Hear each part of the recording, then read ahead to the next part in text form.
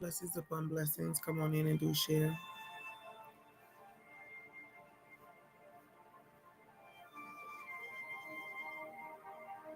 Welcome to Love Walk Chat and Flow for Thursday, September 25th, 2025. Come on in and join us.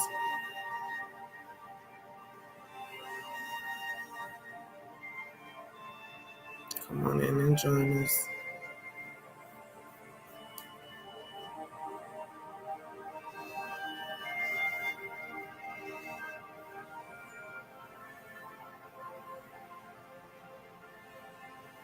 Many blessings to those of you who are coming in. Come on, join us. Please do share.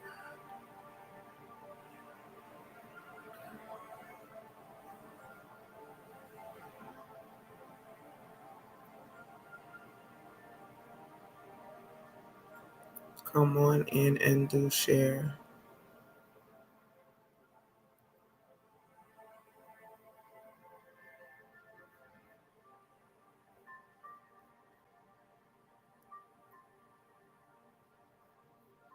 Blessings upon blessings.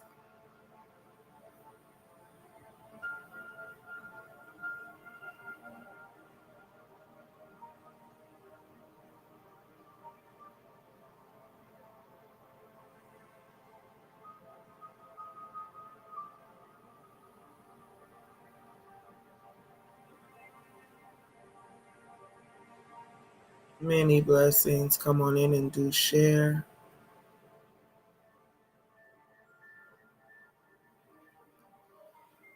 Come on in and begin to take your deep breaths. Put yourself in a place to be able to hear, to receive.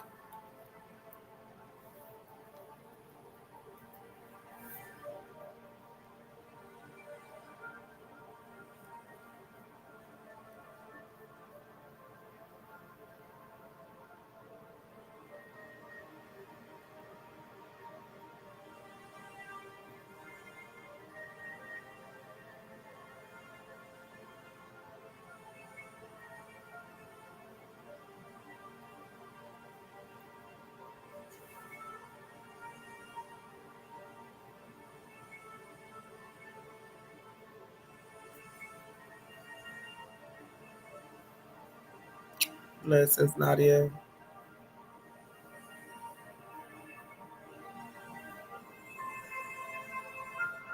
Please come in with your mind in gratitude mode. If you are not already in that space, begin to breathe. Begin to even tap your heart. Just put your hand on your heart right now and just begin to tap lightly. Just begin to tap lightly.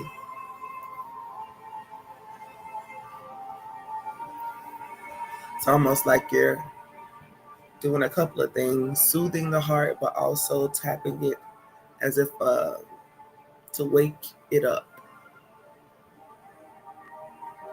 I remember many days going in the room to check on my children or to wake them up for school or for an event or a service or something. And then you tap them, get their attention if they're a light sleeper.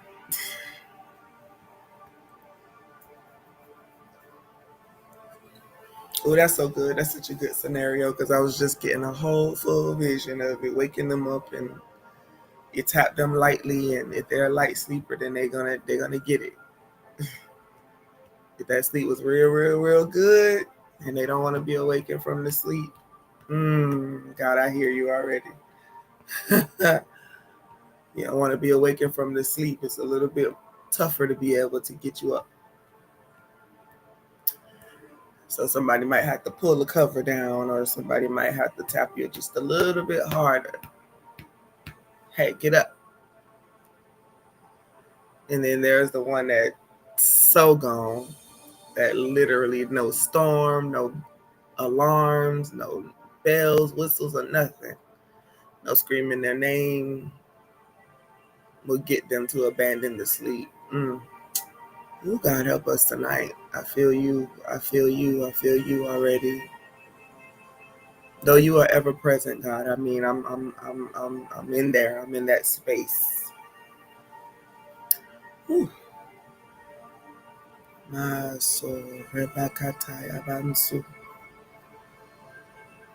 Tap lightly. Don't start tapping. Stop tapping just because I go into flow. Just continue with the first instruction until I can give this the next one. Okay, so tap that heart of yours to make sure you are breathing. Reminding yourself. I think when we tap our heart, then we're kind of reminding ourselves that we are connected to something other than ourselves.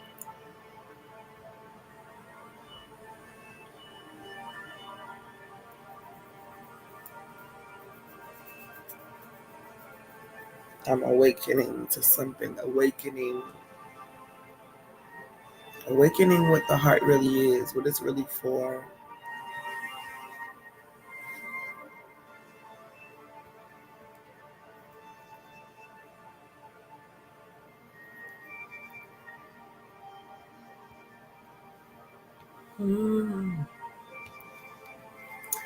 Blessings. Come on in and do share. We're just going to be in this space for a few. Those who will, let them come. All you can do is share. And if they want to be present, then they will be. If you are listening, fellowshipping with us right now from that coffee site itself, click on that video. Go to the bottom and tap on it and click where it says YouTube. Come on over here with us. Make sure that you have liked and subscribed to the YouTube channel, where you can get notifications when other lives or other conversations or videos are posted. Keep tapping that heart of yours. This is what I hear even in this moment. In order for the new to come, we must stop resisting the awakening. I'm very familiar and I understand the reason why there's so much contention and resistance, because depending on how you were raised, the stories that you received, the things that were passed down to you from generations to generation, then the resistance could be because it feels like a temptation to awaken. In other words, everybody's talking about new thought, everybody's talking about awakening, everybody's talking about, this new thing. But according to what we were taught, this is wrong, this is wrong, this is bad, this is not good, this is not, and we have those old wineskin mentalities trying to experience the new wine. And Christ Yahshua came to his people, the culture, the people that he was, the lineage he was born into. He was assigned to them, just like many other love walk ages were assigned in different regions at different times. He was one that went far into the awakening, into the enlightenment, into the fullness of the Christ mind. And it was a journey, it was a process, it was learning, it was unlearning. It was him going into synagogues and sitting and learning and studying everything for himself and going from different places, over those 18 years that we don't see in the Bible scriptures. There are other experiences that were had because he went through a process. In every culture and every place he went and he related to their message, their understanding of life,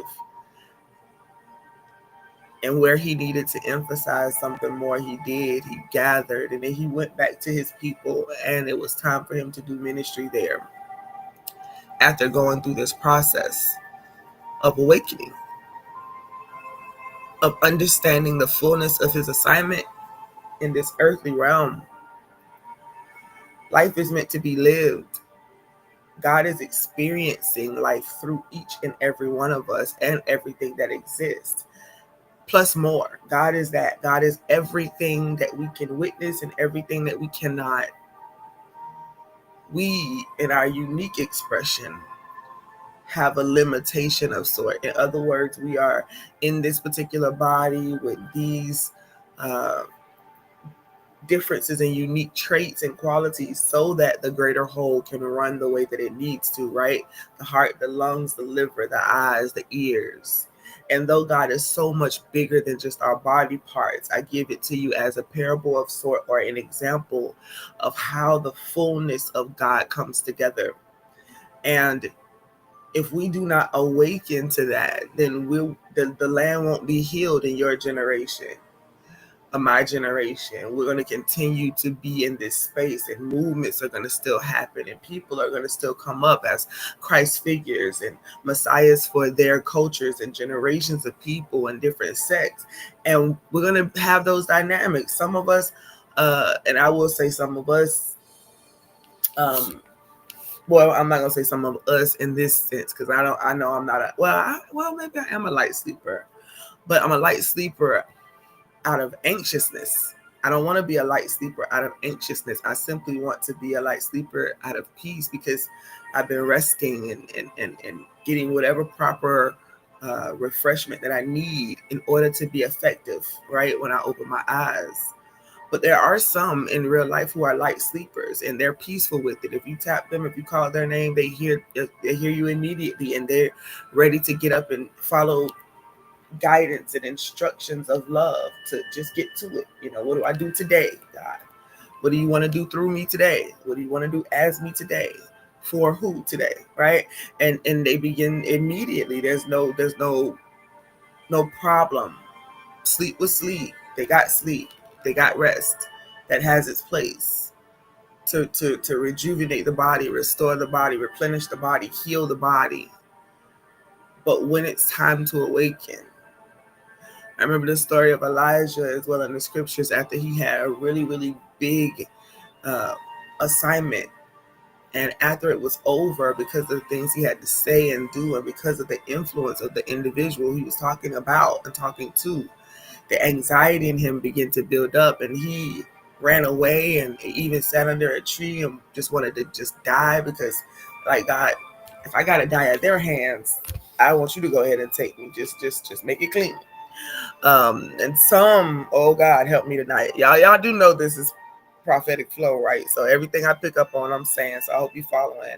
As soon as I said that, however, about God, before they take me out, you do it. I hear that in the spirit for someone listening tonight.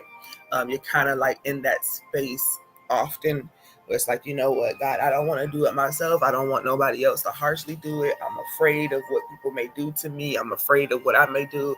So you just go ahead and take me. And I remember having those moments when I was coming up, especially dealing with all the mental anguish and things that I dealt with over the years, and even to this day. Now, I don't ask to be removed from here anymore, but I definitely have had those times and moments where I'm like, this is pointless. Like, what am I doing? I can't seem to figure it out. And it's almost like an agitation. Like if you're like not great at a certain subject in school, and you're getting tutored, and they're trying to tell you what you need to do, and it's frustrating because it just doesn't click with you the way it clicks with them. It's the reason why it was a difficulty in the first place, a challenge to overcome in the first place. And you get frustrated about it, and you're like, you know what? I don't even want to do this anymore. And you get up and you want to walk out. Blessings, Destiny. And you frustrated with life because it seems like the test you can't pass. It seems like that experience, those things that you just can't fully understand. And it's tough, it's agitating, and you kind of like, yep, I don't want to do it. You go ahead and just, I don't know if you've ever played a video game where, it was, you had lives, and you did something or you missed something along that path, and you just jumped in the ditch anyway to take that life so you can go back and revive for the next life, so you can go back and do what you missed.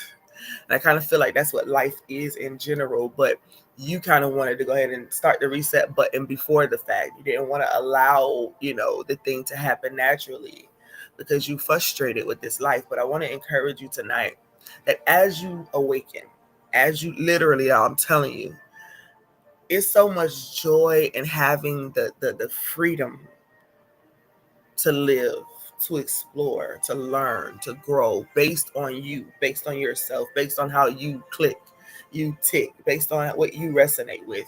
And when you start living from that space, God, just lead me and guide me into all truth for me, for my unique expression. And you begin to learn those things. And again, this is not at the expense of others, because we are one.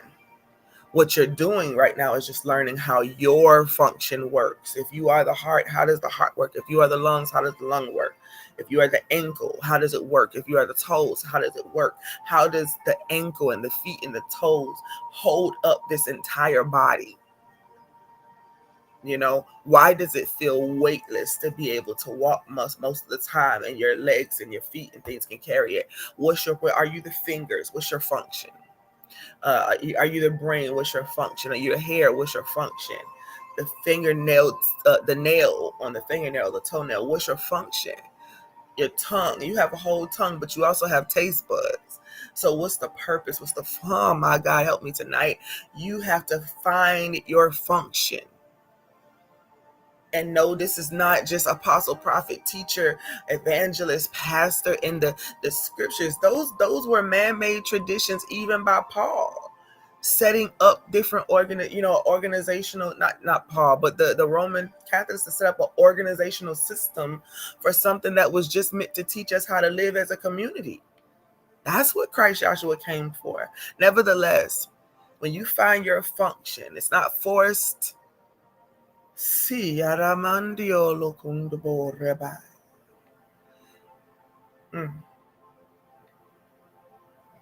I'm getting another picture. It's literally like, someone standing there. And I think I mentioned it in my new book, and I was like, you're kind of on a roller coaster ride, but you don't know where to put your hands with every turn. So if you don't know where to put your hands, they could just fly all over the place. And I'm kind of seeing someone just standing there looking lost. Not knowing what to do with your hands, not knowing whether to let them be by your side or hold your arms or lift them up or whatever. You don't know what to do with your hands. It's like a nervous energy. It's an anxious energy. It's a ruminating energy. I can feel you just kind of thinking on all the things that are not conducive for your maturity and your growth. It's not conducive. It's not helpful in you finding your assignment and your purpose. You got to get you a picture. Use your imagination and your hope. That's what your faith works with. And faith is based on, you have measures. It's based on the impossibilities or possibilities that you believe. You have to be fully convinced within yourself. And your anxiety is keeping you from having vision. Your anxiety is keeping you from having full vision. Your anxiety is keeping you from having full vision. Your anxiety is keeping you from having full vision. Your anxiety is keeping you from having full vision. I need you to get it.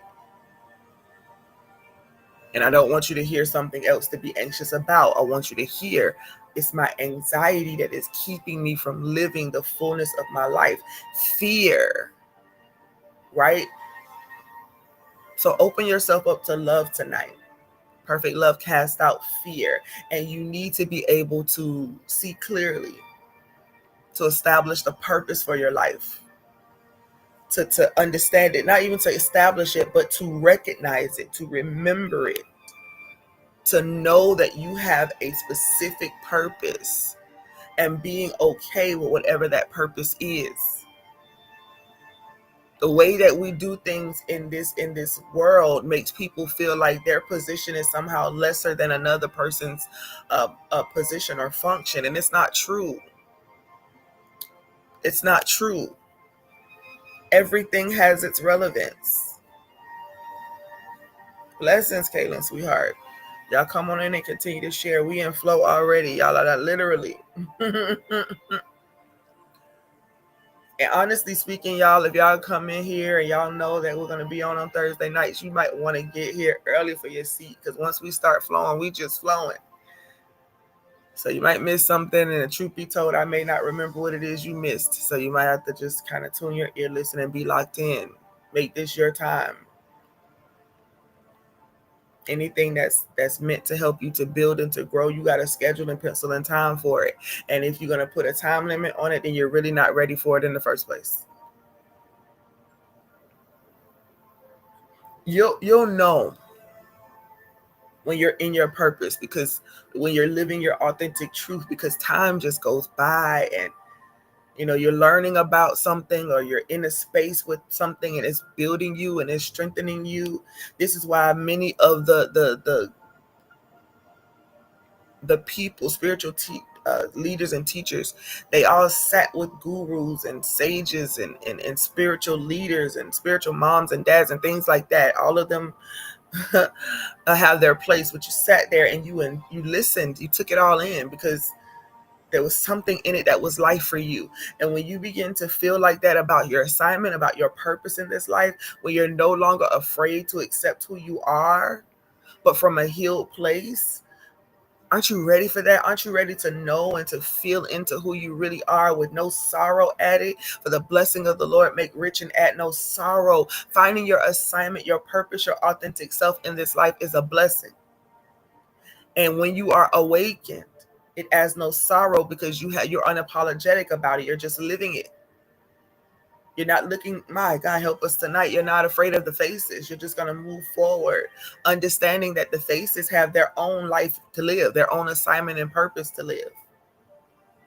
And sometimes that purpose and that thing is to taunt you so you can see what's going on in your heart still, so you can continue to unload those things that are no longer serving a purpose. It doesn't lead to the healing of the greater whole.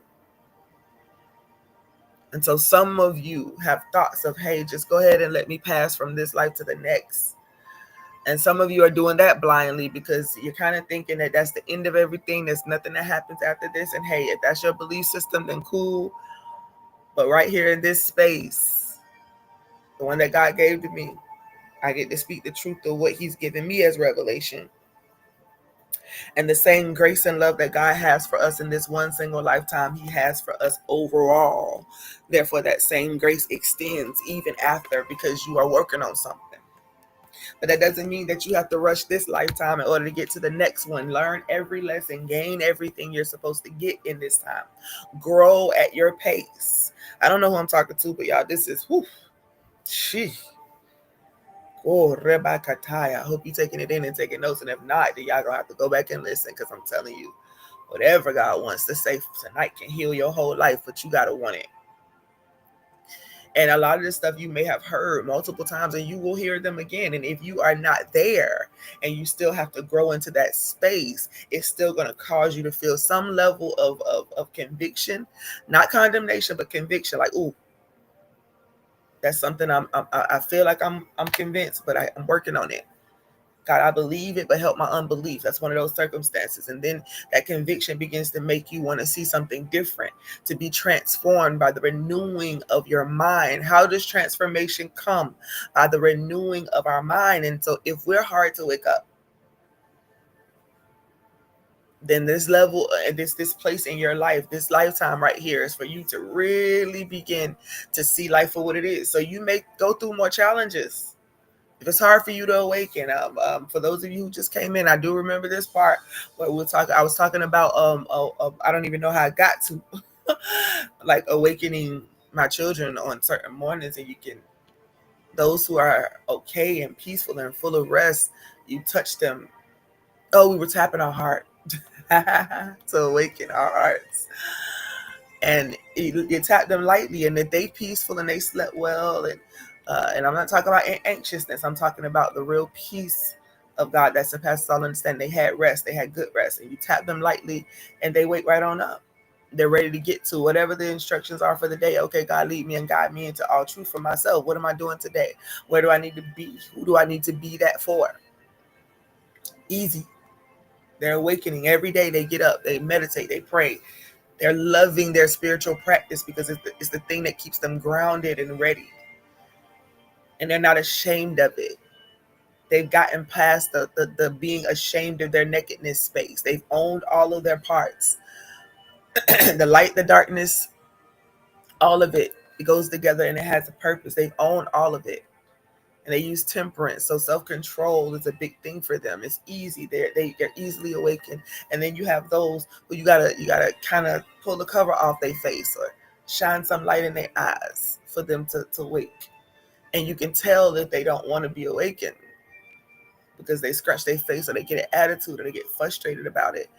And now some may be a little tough to wake up, but they don't have much of an attitude because they're like, yeah, I know I got to do it. I know it. I want to do it, but God give me strength.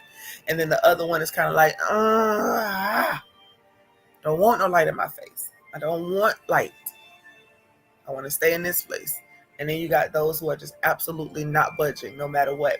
And we all live in this world together. Let the wheat and the tare grow together. There's no separation. I'm not better than them. You're not better than them. They're not better than us. It's just different levels. But for those who are ready to awaken, all you got to do is lightly or moderately tap that heart.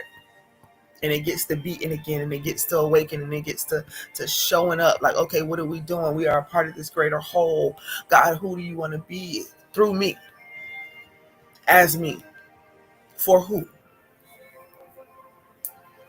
Who do you want to be as me? Who are you as me? Not even who do you want to be as me, but who are you as me? What is this understanding in this authentic place that I'm coming into? What is it that, because see, here's the thing. Oh, God, help me today. Here's the thing. If you're coming into the fullness of who you are, but you're afraid to meet your shadow, or what we call, or what Carl Jung called the shadow self, the imperfection self, or because we've been preached the narrative of sinful nature so much, we're afraid of the shadow. But how is it unconditional love if you can't accept it all? How is it unconditional love if you can't accept it all? And how can you see clear what needs to be matured in you to come into the fullness of who you are if you're not willing to look at all of it? Mansore katai. Shundubuku urelele India bandioko sunte blek India. Dekatu umbuli iya bason let menlele to shoto ole bakandia city. Rikishendia bakole don't let ben see. I hear God say you're afraid to face yourself. And God, I felt that. I felt like and I don't know when I speak in unknown tongues, it really is unknown because I have no idea. And if I pick up on something and go into it, but if I don't know what it is, I'm gonna do it, and we're just gonna interpret the best way that God, the way God gives it to us. But what I felt when I began to go into tongues just now is the Eastern Hemisphere, the countries, places where spirituality is taken so seriously. It's not just a happenstance. It's not just something that people are trying to squeeze into their schedule. It's literally the bane of their existence. And it was such a peaceful encounter in this moment. But I heard India in that, and I heard what I felt,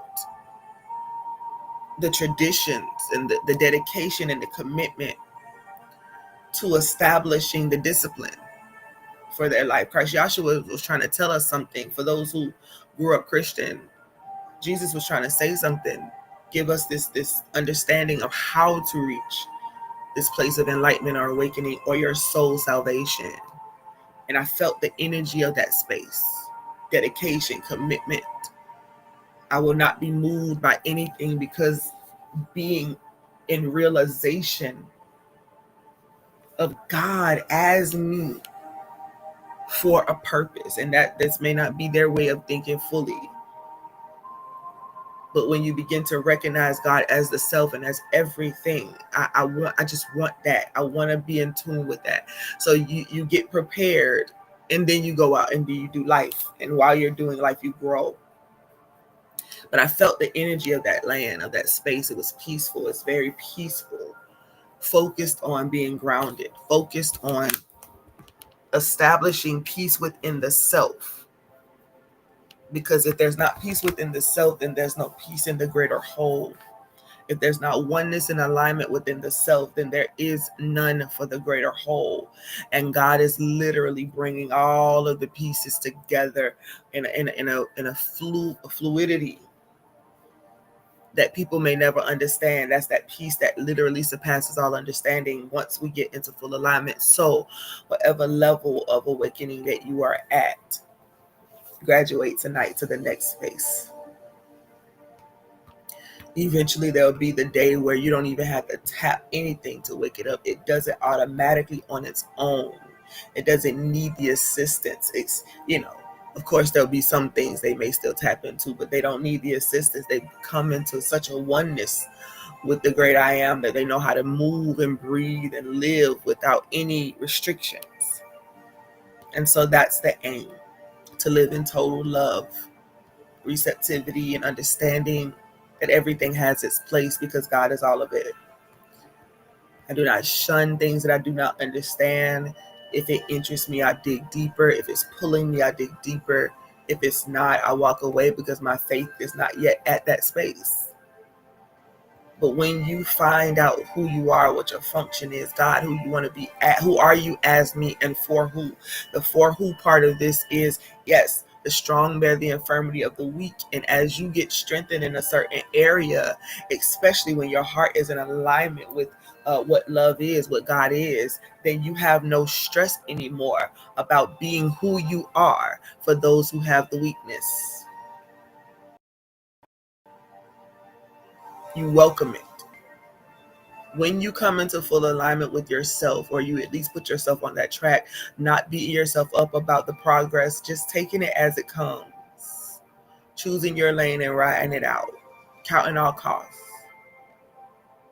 Over in the slower lane where the traffic is slower, they may risk, if they have a schedule, they may risk being late.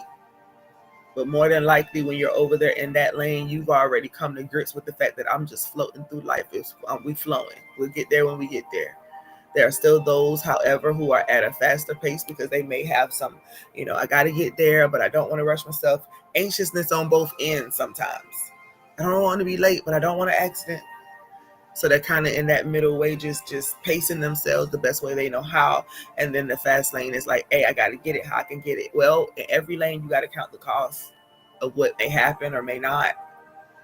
It doesn't mean that you feel anxious or fear about getting on the highway. You come to grips with the fact that getting on the highway is going to get me to my destination, but I get to choose my pace. I get to choose my pace. Y'all, I'm in full flow mode tonight. I hope you understand it, because I ain't even look over at no notes or nothing. So we doing what we doing. Be here for it. Take a deep breath in for me.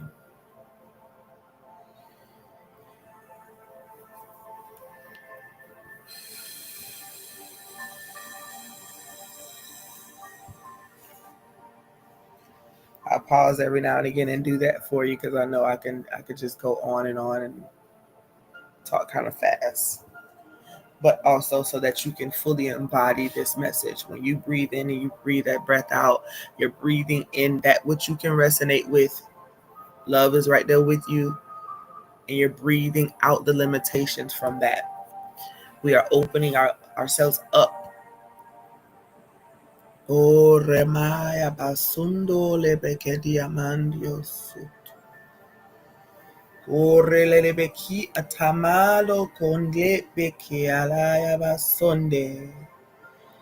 Yele mando kola baya man sole bekandia bandia todo betis. Le shon le bakondor le bendio sola ba.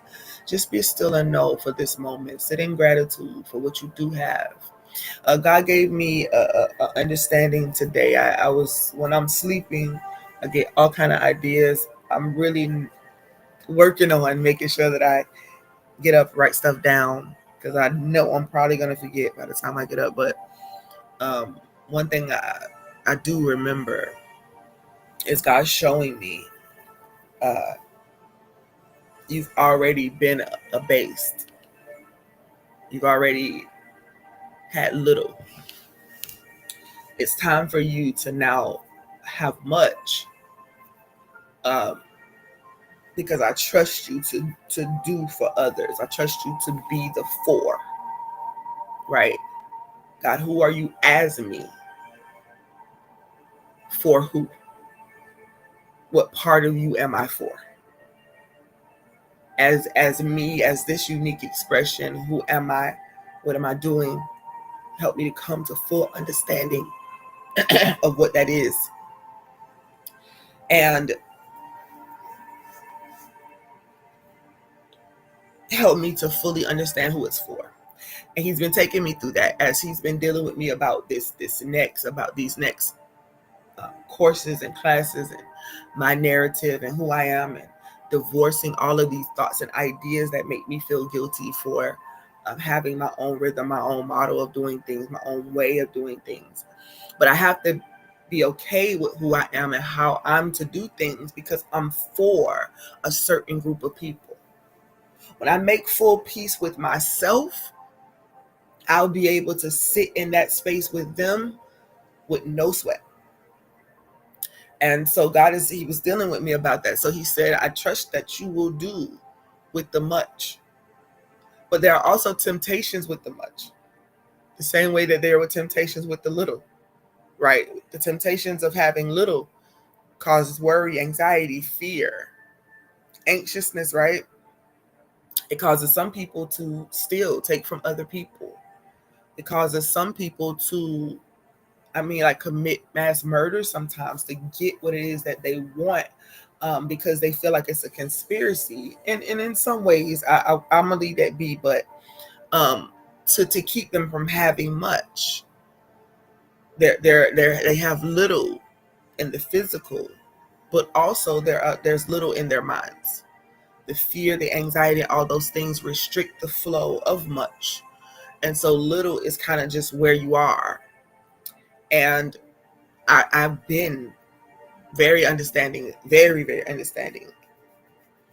There are times when I had faith that would move anything. People would show up and be like, hey, what do you need? What do you and the kids need? And there would be people who would, without a doubt, go to the utility companies in the different places and take care of the bills and everything. And these are most of the time people who have benefited from me and my gifts or my me pouring into them. And so they would just, show up, and that was them showing up for me. God's way of showing up for me, to meet a need. But I remember having faith like that. But I also remember being so weary and tired and frustrated, like, and then I go back and think about the hundreds and hundreds of years that people go through, generations go through struggle and hardships and making $1 out of 15 cents for sure. And learning how not to complain about it, learning how to be peaceful about it. And so when he showed me having little and having much, and me, it's time to walk into the space of the much. He showed me everything still. When having little, this is the thing that I still need you to bring a complete full stop to. I don't need you to be worried and anxious about where the funding is coming from. I don't need you to worry about whether or not the bills will be paid and the family will have a place to live. I don't want you to worry about that anymore. I need you to find peace in that. Have I not always provided your daily bread? Have I not always given you your physical daily bread as well as your spiritual? Have I not always done so? And even when it seemed like you were in a situation that was the worst of the worst or the lowest that you could go, there was always something to gain in that space. So you've had little. And for the most part, Shalonda, you're content. You don't, feel like you want to knock over nothing or hurt nobody to get what you got to get.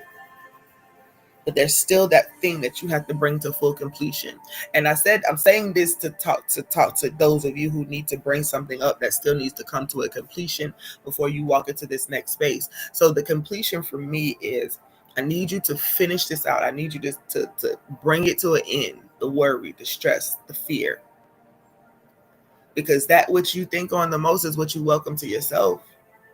And so if all you see is what you've never had, the lack that you have, if that's all you see, then you will never be able to experience abundance, because you can only have what you come into agreement with. Look at the rest of your life. You come into agreement with the treatments, and you treated yourself in certain ways, and people reflect back to you what you really feel on the inside of yourself. And you've gone through all of these different motions. You've done but I need you to get content in this place. Am I not all giving? Could this just possibly be a season that you're in so you can learn how to navigate with little or with nothing, depending on what the circumstance of the world would be. Because guess what? There's still a greater whole. Storms, famines, and things will still come. Are you prepared? Do you know how to live without, or are you going to totally lose your mind if the systems do crash financially? Are you going to be a part of the anxious people that are trying to figure out how am I going to live tomorrow? And do you not understand yet that this is a system that changes as it unfolds? It's not just the systems of the world. It is I, says the Lord, that unfolds. I expand. I get bigger. Some more things are discovered. They already exist, but people are discovering different things. I know who I am. I know what I'm doing. And what if this season of your life is simply for you to learn some things, but you can't learn it if you're anxious about everything. If your anxiousness about lack, that means you believe that there's lack. That means you don't believe that I'm all abundance. That means you only go by based off of what you can see. That means you're only connected to the physical plane. I need you to I need you to awaken to the spirit, the true essence of who you are. There is no lack in the spirit. Thus, you got to bring that principle to earth. As above, so below. All is well with me. All of my needs are met. And I need you to be in that space, Shalonda. So not just saying, God, I believe that you can, knowing that it already is. So you're peaceful, you're content. You know that there's nothing that's going to shake you because you know every circumstance and situation has its position. What am I learning from this space? What do I need to gain in this space? Who may I have to testify to or minister to at a later time to get them through where they are? You've been doing little for a long time. Now I just need you to mature in this way. I need you to seal the deal on the impatience. I need you to seal the deal on the inadequacies, the feelings and the murmurings of the inadequate. You keep rehearsing it within yourself. You keep going back to the thing that happened in the physical as if it is the thing that defines your whole life. And because you believe it is, it is. But I'm trying to get you to this next place. I just need you to know that you're done with this one. When I say done with it, I'm meaning that you understand that things will come. And things will go. But whatever state I'm in, it was Paul who said it, I've learned how to be content. And that's what I need from you, Shalonda. If you want to really come into the fullness and the authenticity of who you are for what you are assigned to, then I need you to let fear go. Because the little has become a comfort zone. And you hate it. You don't even want to be there. You don't even like the way it feels. But you're afraid to step outside of the door, outside of the cave, outside of the bondages. You're afraid to believe for more because you don't want to feel disappointed. Y'all, I'm talking about me, but I'm ministering to you. So if this is for you, pick it up, write it down. You done little for so long. Number one, you've gotten weary in it, but you also gotten to the point where you just continue. You know, you're not content, but you know, this is what it is. I'm good. But in that place, don't rest in it as if, life is just a big disappointment. In that space, rest in gratitude. That whatever this season of my life has brought to me, whatever it is that I'm experiencing, it's for my greater good. It's for my alignment.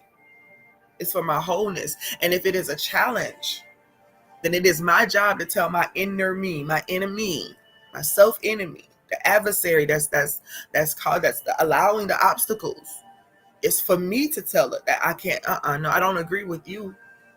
I believe in the strength in my legs. I believe in the strength in my arms. I believe in the strength of my conviction. I know. I don't just believe, but I know.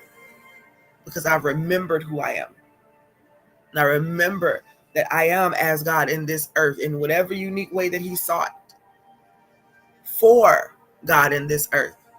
The other unique reflections. And so as then it's time to step into this space of much. Sometimes the situations and the low places were to teach you how to manage things so that when you get to the place of much, you're able to manage it. Whether it be relationship, business, ministry, whatever it is that you have going on. I want to give you increase. Yeah, I want you to have what you're asking for. I want you to be in that space. I want to give you much, but I want to know that you won't be tempted to bow to the negative treatment of others to have what you want. I need to know that you won't bow, take your money for whatever reason because you got to pay your bills, not thinking about the consequences that it may cause, not thinking about who you are trampling over to get there. And some people will teach you that, hey, you got to worry about you and yours, and you got to make sure that you get it. You got to focus on yourself alone. Well, this is the part where it's going to be complicated. The temptation comes in, especially if you're choosing the path of love and you believe like that's the way, that's the law. Then the temptation is going to be for you to abandon love in the process of getting what you want. And so with this desire, that dream, the vision you have in your mind, yes, it's not for nothing. You are meant to live in the truth and the fullness of who you are as your authentic self. God expressing as you, as me, as everything in this world has a purpose. And so you do. But if you abandon love in the process, then you now put yourself in the position to sow the very same seed into someone else that may have been sown into you. The thing that has you up at night, the thing that has you emotional, the thing that has you feeling like nothing else is good enough. It's not real. All those thoughts. Don't become the thing that hurt you while still trying to blame the thing that hurt you. You can't take that pain into this next place. You can't take resentment into that next place. Well, you can, but you'll eat the fruit thereof. Everything in the scriptures and the sacred text is really teaching us how to be, just how to be, not in forceful manner. I don't want to teach you here in a forceful manner, but I do want you to count your cost. Take up your cross. These are things that have you burdened. These are the things that have us down. And this is the reason why God is like, yeah, I want you to go there, and I love you. I love you so much that I'm not going to give you what you can't handle. I will not allow you to be tempted past what you can bear. And so if I know that this next place is going to tempt you past what you can bear, then I'm not going to open that door. When you're ready, I'll open the door. But please understand that when you walk into this door, it doesn't mean you abandon everything. You don't get to fake and mask your way into this place, because if you do, the mask is going to come off. People are going to see. And it's going to matter to you that they see, because you're still at that place where it matters. So you have little.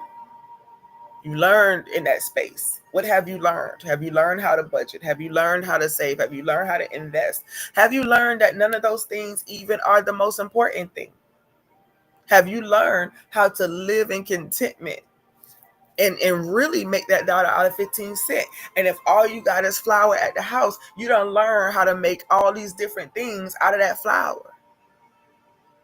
And I know it sounds crazy because nobody wants to be at that low of a place, but we've seen people literally who had so much less. You go out there and you meet some of the people who live on the streets. They're not all out there because they all had a bad misfortune. Some of them are, but not all of them. Some of them are out there because they just simply believe that that's freedom. The responsibility of all these things that bring us woes, the responsibility of the mortgages and the bills and all the collectors calling and trying to make sure that you got this money, so you have no time to just sit and relax and be happy. You're always constantly worried about the bills. New levels of tension and stress and temptation comes with money, comes with having much.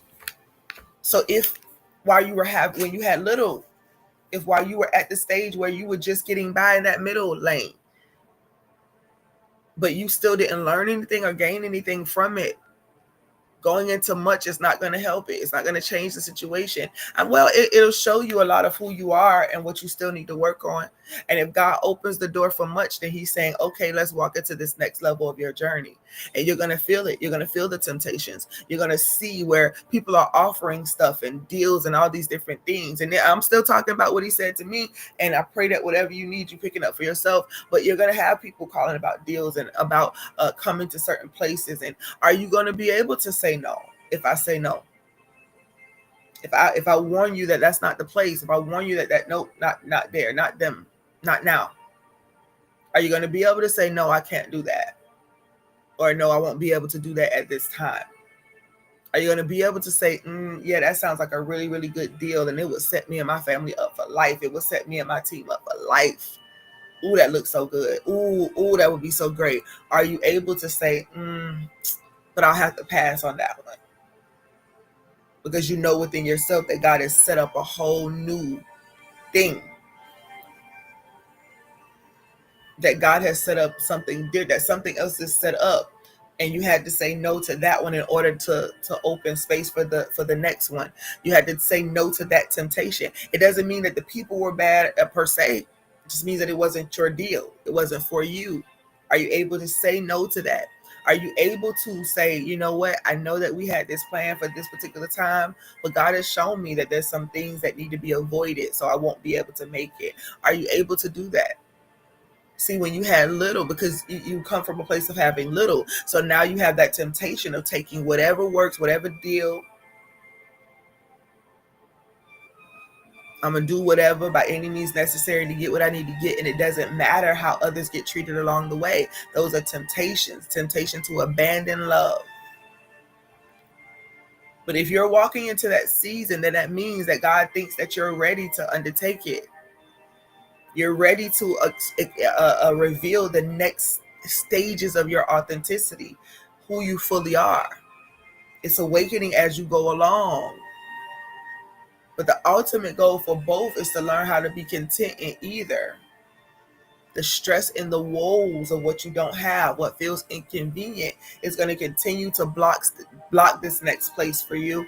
And so I pray now, as I pray for myself, we pray for each other, that we're able to release the angst and the anxiety that comes along with what we don't see. Because trying to see by physical sight is going to trip us up every time. I see beyond that. I see in the realm of abundance, all needs are met. That's where I sit. That's where I rest. And I'm not telling y'all that I get that perfect every day either, but I am saying that that's my declaration tonight. Are you going to join me in that? If you're going to join me in that confession and that affirmation, then type it in the chat. Oh, let me see if I can create one, because I just totally forgot what that one was. But it might have just been for the moment for whoever caught it. But I do declare, I live in the realm of abundance. That means my mind, my consciousness will sit in the realm of abundance. I only know that all of my needs are met. I don't know lack anymore. And these are the things that you do, being transformed, right? I'm trying to transform myself. I'm trying to make sure that when I walk into this next space, that I'm discerning. I'm not ready to take every bait. I'm not so anxious about getting out of poverty that I want to leap into something else. Those things are important to recognize. Be careful lest you fall. Be watchful. Yeah. So it will come. This is a whole nother world of influence. People who, and not all of them, but just the same way as on a level of poverty, you got theft and you got deception and manipulation, so people can get whatever they want from the systems or from people. And then at the other level, it's the same. Now you're willing to do whatever to get the next buck. Temptation on every level. But when you walk in that door, are you mindful of it? Are you mindful of how cunning your inner adversary could be? And it only draws off of what you want. Temptation is not for anything that you don't desire. It wouldn't be temptation otherwise if you didn't really want it. The temptation is fighting that need to have it, to have to do it. Because if it can control you, then your entire life can be controlled. And it's no longer you that's driving. So if it's time for you to walk into that next space, then the doors are about to open. They're about to swing wide. But God is waiting for that contentment. So, I have some prophetic instructions for those of you who are willing to take it. And if you are connected to me in any way, if I cover you, if you are here for me to activate you prophetically or in love or whatever I'm here for, then I would strongly suggest you do this. And it's not mandatory because it's your life, right?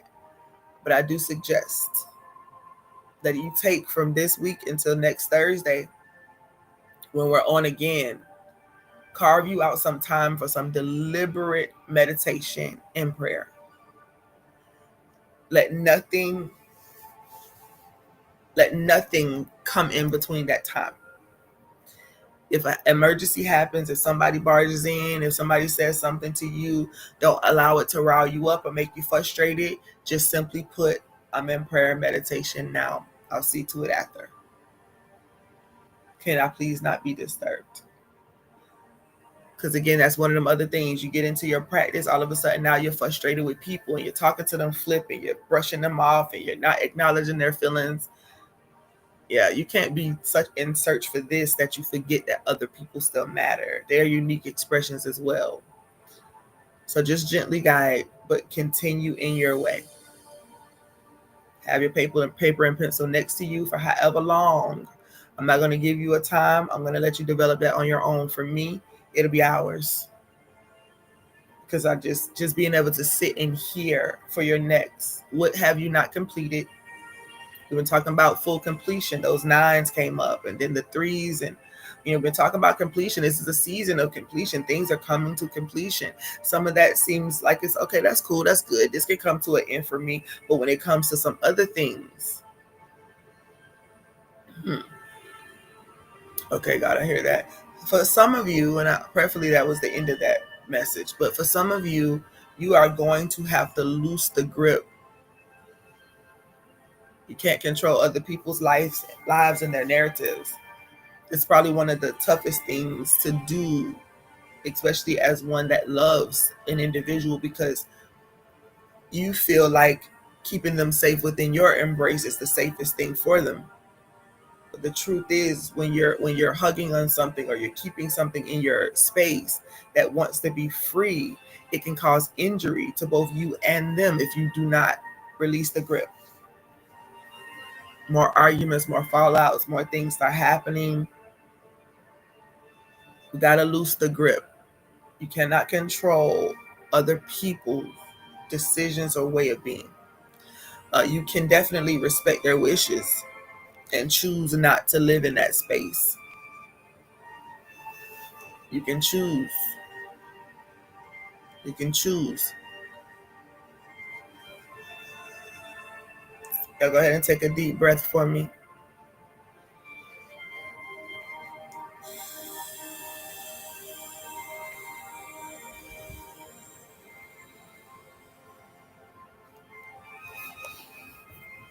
Tonight there are 2 numbers that I'm seeing. I'm going to go ahead and flow in that. For those of you who believe in coming into agreement with the seed by planting that particular seed, there are 2 numbers, number 25 and number 33. Number 25, number 33. So on 3s, the number 25 and number 33.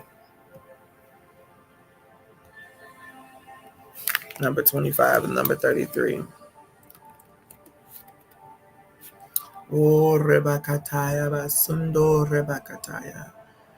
If you're taking notes, which you should definitely have your journal or your notebook with you, because your prayer requests, those things that you're holding within your heart, should be written down. And you should be able to write down whatever notes or prophetic messages you hear that you know are for you. You can write down the 25 and write down the 33. Masore kitle pekendia bontutu oreba. Number 3 is about alignment and spiritual awakening. It's about completion in some ways. When you put the 3 and 3 together, it equals the number 6. And right now, though there are many meanings for the numbers, y'all, there are so many different meanings, and I told y'all we're gonna dive into them more soon. But one of the meanings for the number 6 is that it's the number of mankind. And the way we've been painted that picture is to paint that in a negative connotation, but it's not negative. It's just speaking of the nature of the human being. We are literally going through a journey of becoming whole. So immaturity, having stages of needing total care as a baby, and the cycle of life we go through as humans. So we are limited in that way. We, even when we recognize that we are the essence, God is our essence, love is our essence, there's still certain limitations that we have as a human being. And so when we think about the number 6, I'm speaking tonight about the limitations that we place on ourselves. It's not that we don't have boundaries, but we set boundaries, and we should set boundaries according to our faith, be it unto us what we believe to be true, what we are fully convinced of. We set our boundaries. If I know that um, alcoholism is a really big thing in my lineage, it doesn't mean that I can't ever have a drink. It just means that I'm mindful.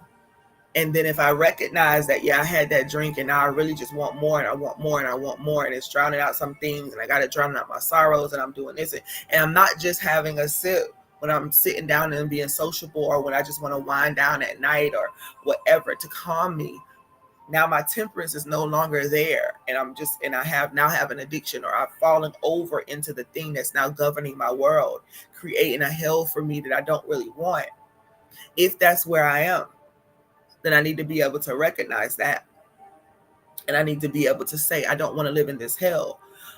So what do I do? And then that leads us now to that number 25, and 2 plus 5 equals 7. Now in that 5 is the 2 and it's the 5. The 5 is, we speak about grace often. And the number 2, duality, understanding fully who you are, both parts, light and dark, right? All your parts.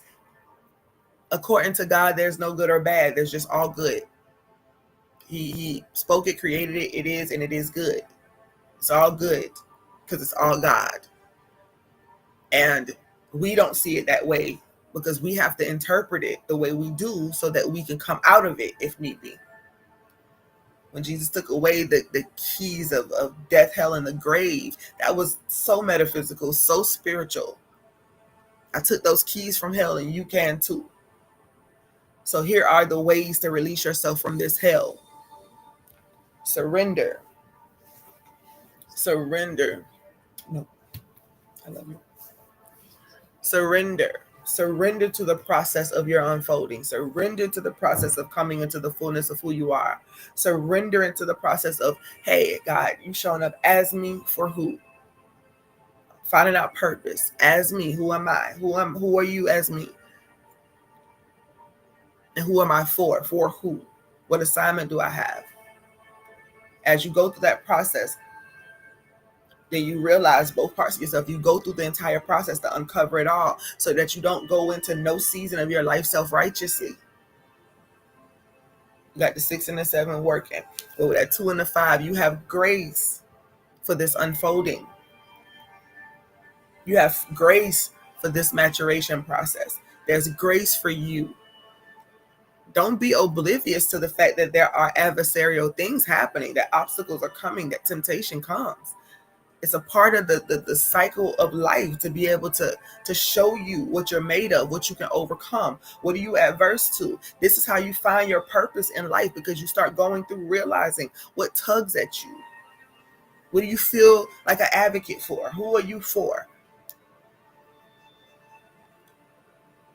In order to get to that space of fully knowing, you have to realize all parts of yourself and allow unconditional love to be present for that. Stop hating yourself because of the things that, it's almost like the stuff that you're judgmental against to other people for is all the things you don't like or you dislike about yourself as well. You can't even think about being that. It's that place of judgment for you. It's something for you to get over. In order to do that, you got to heal it within yourself first. You don't have to be something or do something. That's what faith is. Faith says, you ain't got to do that if you don't believe in it, because it's not faith if you do. So what do you resonate with? Live in that space. But live in that space without causing somebody else to stumble. And we cause other people to stumble because we're still not healed within ourselves. We're still not healed within ourselves.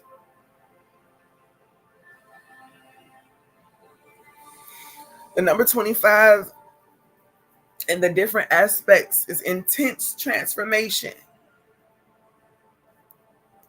Intense transformation. What am I saying? Just like I was saying to you before, This is the season for you to come into the recognition of all of your parts and to love all of your parts. Even the little stuff that you know you probably would get your hand taught for or something when you were growing up, something that you would have had consequences for. Even loving that person, not being in denial. That's one of the parts of doing coaching with some of the ladies, is having to make them face even the things that they have done over time, not to make them feel condemned, but to get them out of the place of judgment of other people. We know we've all done some things. We've all ignored some instructions. We've ignored wisdom, ran into situations, and then now it's us against the world, and we think the whole world is a problem and everything is a problem. No, we just didn't follow instructions, and we felt it tugging at us. We knew it was a tug of war when the instructions came. Should I do this? Should I not do this? Should I do this? Should I not do this?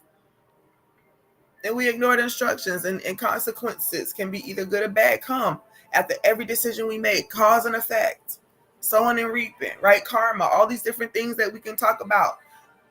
It all comes into play. And so when you start to recognize the fullness of who you are, then judgment goes out the window, because you're looking like, dang, man. Shoot, I remember when I did such and such and such, but God, I thank you that I'm full, I'm whole, I'm complete. That taught me something. So accepting your dual parts, you have grace for it. The season of intense transformation. Look, it's another part of this thing that says grace upon grace. In biblical numerology, it's grace upon grace. Grace upon grace. Grace upon grace. Y'all, I didn't even see all of this when I first was ministering. I love how God always brings it all together. Okay. Grace upon grace, to accept every part of yourself and the things that need to grow up or mature. Again, don't beat yourself down. Don't. You may even be feeling real anger or rage, or feeling like, you know what, why is it that every time I feel like I want to do the right thing, then this thing is because we have the temptation to do certain things. It's there. But if it's not in proper context, it's going to cause harm to you or another. So you come into understanding of that. Okay, this part of me is still immature. I'm still getting angry at the drop of the dime. I'm still allowing everything to mess with my patience. I'm still not able to control my emotions. So when people say something to me, I had to woosah a lot, y'all, because I had to learn how to control my instinctive response. And that instinctive response has come from the experiences of being bullied and going through the motions. So there's an instinctive defensiveness that comes. And so you have to learn how to deal with that. Now, sometimes it's warranted. I've learned how to be really passive aggressive at times, because I've been trying to find that middle ground of being assertive and just stand my ground. But it either happens as me being passive and letting it grab, or me getting totally angry. Those extremes, y'all. I live in extremes. But I have to learn how to have temperance with those extremes. It's not my excuse. It's the thing that I need to learn how to bring under submission. And so you have the grace to experience the entirety of you, all parts of your duality, your yin and your yang, your masculine and your feminine, your light and your dark. Experience all of it, recognize all of it, and be honest with yourself about the places where you need to mature. Stop judging other people for where they need to mature, and focus on yourself and what you need to do. You have grace for it. And when you do that, then let's get to that number 7. 2 and 5 equals 7. Some things will come to total completion in your life. It will be the end of that era, the end of that season of that particular part of you, and transformation will come. The 33, the double 3, speaking of resurrection like never before. You have counted your cost. You follow this Christ mind, the teachings, like this mind being you, which was also in Christ Joshua. So you pursue love, because we understand to know love is to know God. If we know not love, we know not God. And so therefore our journey is to uncover the fullness of love in us, as us, through us, of love, of God in us, as us, through us, and for us, so we can mature, so we can grow.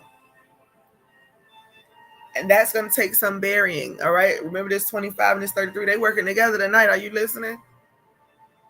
Number 6, the number of mankind. Don't get in your own way is what it's saying. Listen, you're limited in certain areas, but let yourself expand based on what your soul is trying to do, your unique expression. Your spirit is trying to be liberated. And there's a process. Liberation is a process. Liberation is a process. And the process that we use is our soul's healing. We go through the motions. We check our hearts. We find out if we're true to our belief systems. Do we really believe that? Do we not? We begin to throw away all of the old narratives and things that were said, things that were tempted to make us not believe in ourselves, and it worked. We throw all those things away because we choose to believe in ourselves and the fullness of who we are, regardless of what they may say. And so it's resurrection time. You feel buried. You feel like, oh my God, why did all this happen? And God is saying, I have to show you things. And in order for me to show you, experiences have to happen. Because when people were tapping that heart lightly, when I sent the gentle ones to tap that heart lightly, you didn't budge, you didn't move. Or if you did, you had complaints. You didn't receive it. You didn't listen. You asked me for instructions.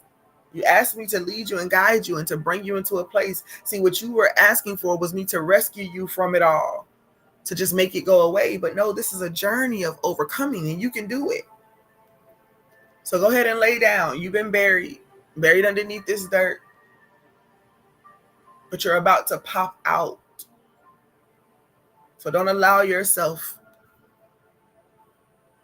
to get in your own way. Blessings to you, Destiny. I see that. Don't allow yourself to get in your own way. Be still. Lay there. Whew, God. And this contentment thing God is just showing. And oh, God, help me tonight. Even beneath the dirt, get content. Even in that place of poverty, that mindset, the mindset has to go. But right now, be content with the fact that all of my needs are met. Even if it looks like it's not much at all. Even if you go to the refrigerator or the cabinet and it seems like it's nothing there. Even if you look outside, y'all, I'm talking about me and still ministering to you. Hopefully you can get it, because I can't talk about you unless you give me the word. But you look outside, you don't see the car. You look in the bank account and you don't see the money. It's not adding up. God says, but you said you trusted me, the fullness of who I am, to provide all your needs. So even if you don't see it in the physical, could it be that maybe it's not what you needed at this time? For we live not on bread alone, but out of every word that proceeded out the mouth of God. Yep, Christ Joshua was saying those type of things. And if you say you're on that journey, there's some things you just got to come content with. So tonight, will you yield to that contentment, even beneath the dirt, where you feel like you've been buried and it feels like you really want to lash out and you want to tell everybody about themselves and you just want to get it in? And God is like, nope, be still and know. See, I'm going through the experience at the same time, all the time with everybody. So I understand the place that they're in. If you don't stop and be content and chill out, it's going to cause more injury. So even beneath that dirt, where you feel buried and suffocated and cold, there's still life in you, and you're wondering why you've been buried, why there's still life in me. Should I just go ahead and lay here and succumb to the death? Listen, yeah, but it's not death of a physical body. You're not done yet. It's death of that ego, death of that pride, death of that desire and that need to strike back. Listen, I had to lay down my rage. And I'm talking recently. Y'all know me. Most of y'all who listening, y'all know my heart. So y'all know my heart is very wide open. I love people for real. It ain't no joke or exaggeration. But when something happens and I feel totally like, man, that is so disrespectful. Oh, that's disrespectful. Oh, I'm looking in the face of a bully right now. You start to get triggered. You start to remember the people who talk down to you. You start to remember the people that pushed you over. And now that you're a little bit stronger, you may be tempted to strike back, but lay down. Mando reclemendio surenibiato ono mondia kataya. Lay down the vengeance and the rage, says the Lord. The need to get them back, the need to prove a point. And this is not just to those who are enraged, but this is also to those of you who just has this heart of hardness and vengeance. You want to see them devoured. Are you not just like them? See, you want to see them, you want to see something wicked or evil or bad happen to them while still at the same time crying or feeling the intense energy of what they did to you. Wickedness in their heart should not equal wickedness in yours. My soul, I had to sort through the rage. Literally had to sit there and thank God that we didn't have a car at the time, because if we did, I would have got in the car and went to the location. It would have been a whole problem. And if I could be honest with you, when rage comes into play, it's not taking into consideration death or hurting nobody. It's not taking into consideration any of that when rage is in play. Nope. And it has its place, and we're gonna talk about that more at other times. Everything has its place. Those feelings, those emotions, is a trigger. It lets you know that, hey, hey, you went overload. Hey, that anger, that fear is rising up. Hey, it's getting big. That flame is that flame is getting bigger and bigger. I need you to fall back. I need you to fall back. Beep, beep, mayday. That rage is an indication. And you need to figure out what this is and why. Why is this thing controlling you in that way? So much so that it's flying blind. It doesn't care whether or not somebody is in trouble, whether somebody gets hurt. It wants to make a temporary decision with permanent results. So I had to talk to the rage. I had to sort through the feelings and emotions. For weeks, almost a month or more, I couldn't talk to a certain individual. Just recently, it's almost like it was brought in my face. They called anyway. I thought it was one person, it was them. And so I had to face it. Those are the moments where God is going to say, yep, what you going to do now in this moment? Are you going to are you going to yield to the things that were said? Are you going to take the bait of the mocking? Are you going to be what they say you are when you know you're not that person?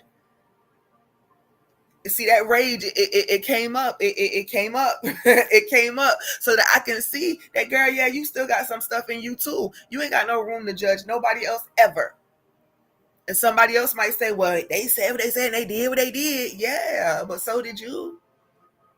So whatever somebody did to you, whatever they wishing upon you, whatever they praying over your life, nah, grace is sufficient. Grace upon grace. I don't need to wish anything negative over somebody else's life, because I do not want that to return back to me. But not only do I not want it to return back to me, but I really don't want anything to happen to them before the appointed time, before the lesson they were supposed to learn in this life, before they were whatever they were supposed to gain in this life. I don't want immature or premature.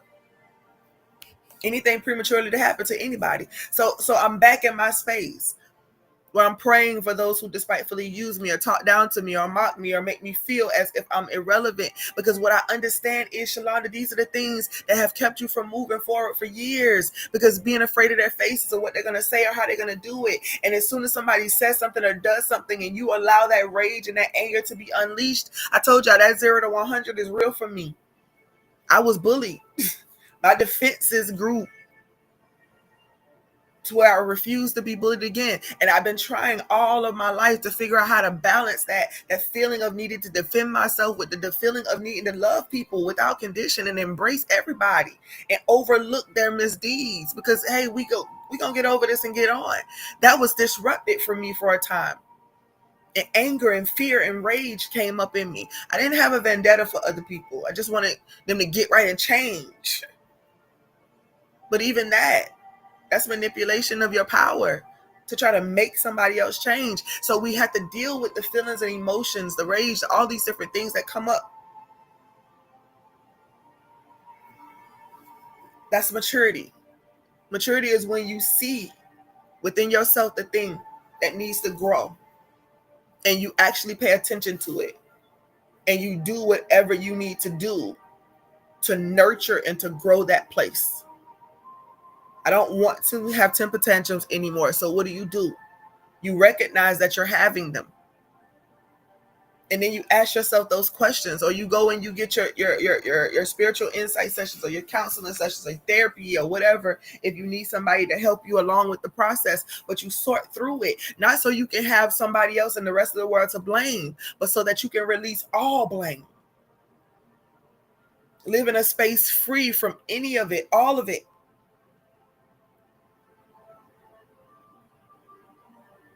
September 22nd through the 24th was the time of Rosh Hashanah, New Year, in the Jewish calendar. New Year in the Jewish calendar.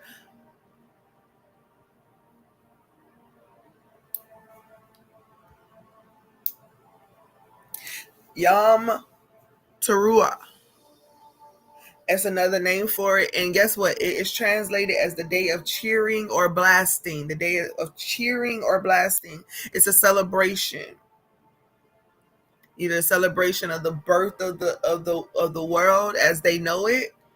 Because of course we know that the world is older than way older than 5,786 years old. Just like it's older than 2025. But we go with what we know, and based on the understanding the birth of the universe, or celebrating the creation of man in the beginning, Adam and Eve. But it's a time of cheering or blasting.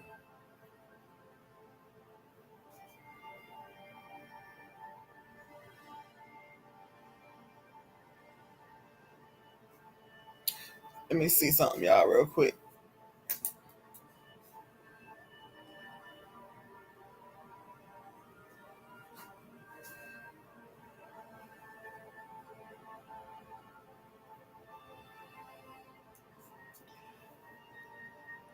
$57.86. And if I'm not mistaken, those numbers broken down equal the number 8. Once we get to it, it's 26. 26 equal to number 8. So we had number 25, number 33.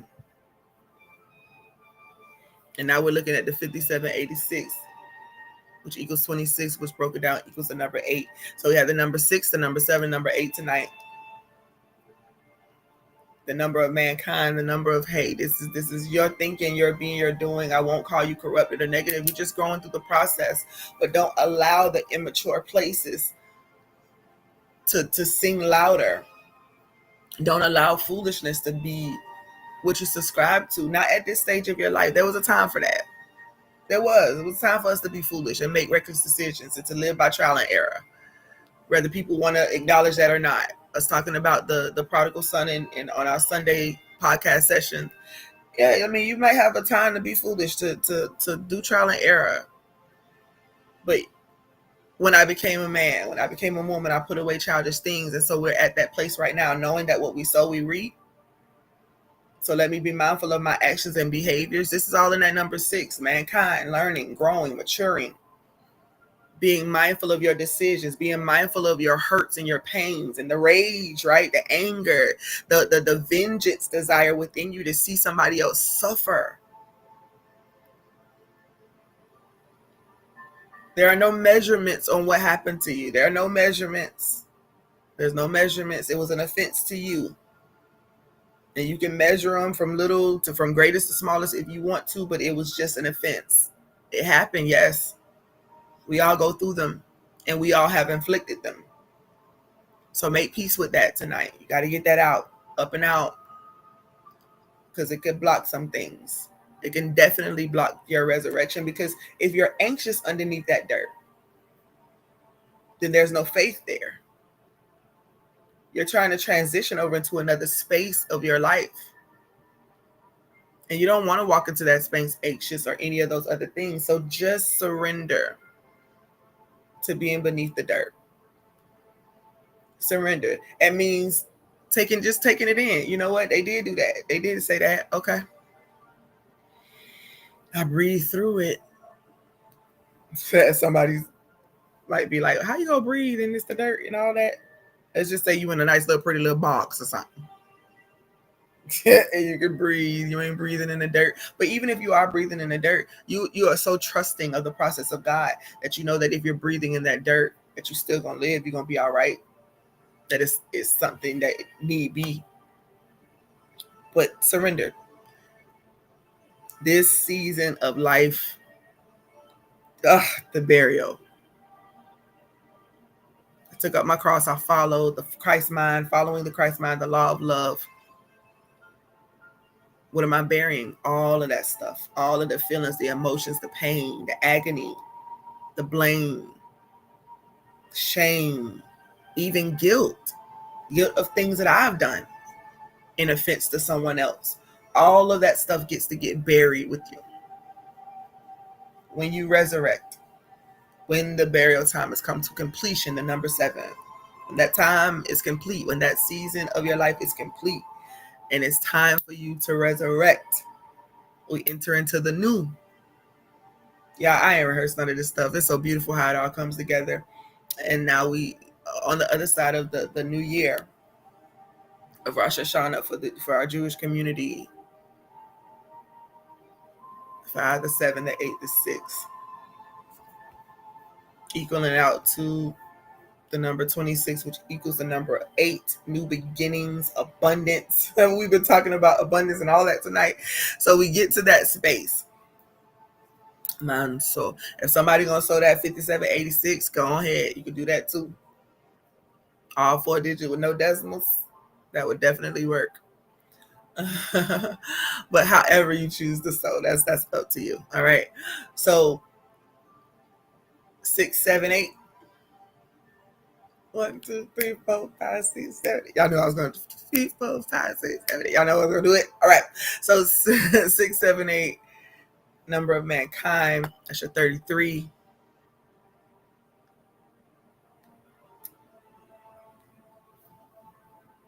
It's time for resurrection. It's doubled. Them 3s is doubled out there. But you got to yield first. Rest in your buried position underneath all the weight of what's happened and what you have been working out of yourself. When you resurrect, you got to leave it there. When you resurrect, you got to leave it there. It's been buried. It's been buried. That number 25, that's what it is. You're going through the same process, that process of accepting your duality, accepting the wholeness of who you are, allowing yourself to be loved unconditionally. It's happening. It's happening. That's why that 33 came up. It's reminding you that, hey, we right here on deck for this resurrection. We're coming into a new space. We're entering into a new dimension even. We're coming into a new place of living. I see myself better and different. I'm happy and I'm whole. And I don't feel like I'm in bondage anymore to what people think I had to do. If someone has to make you feel fear in order for you to shift your life or whatever, if that's the alarm is fear-based, that's bondage. So you're stepping into this new place, and you're graced for this work that you're doing. You're graced for this work that you're doing. Remember that it all leads to this new space, this new beginning, this place of abundance, because your thoughts are only on abundance. God is all. There is no lack. All is well with me.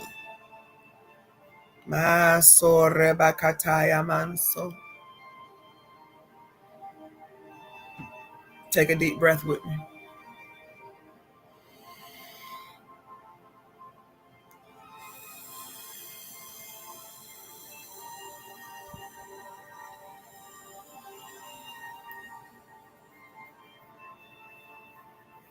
Take you a few more breaths.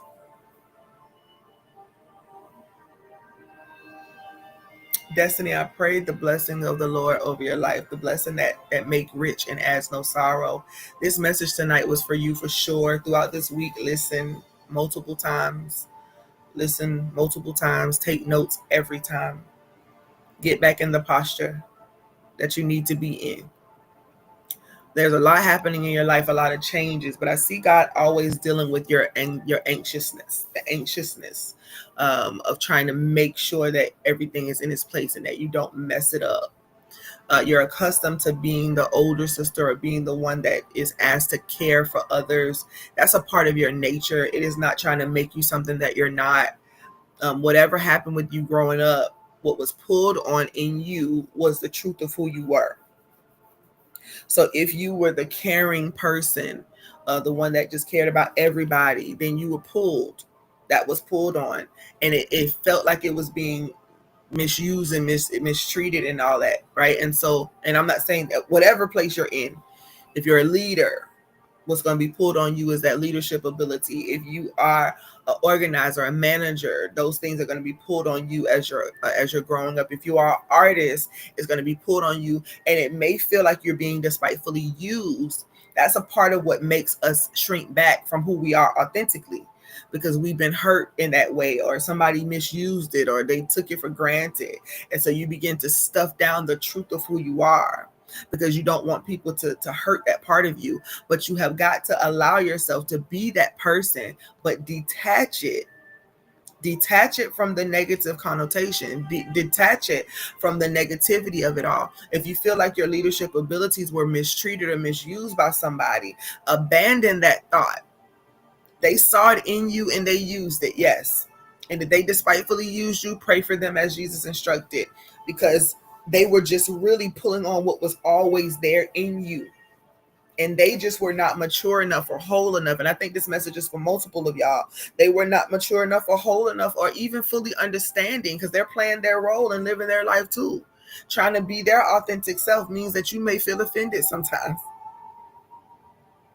But when you detach it from the negative, that negative feeling in space, then you can get back into being that person, but from a liberated perspective.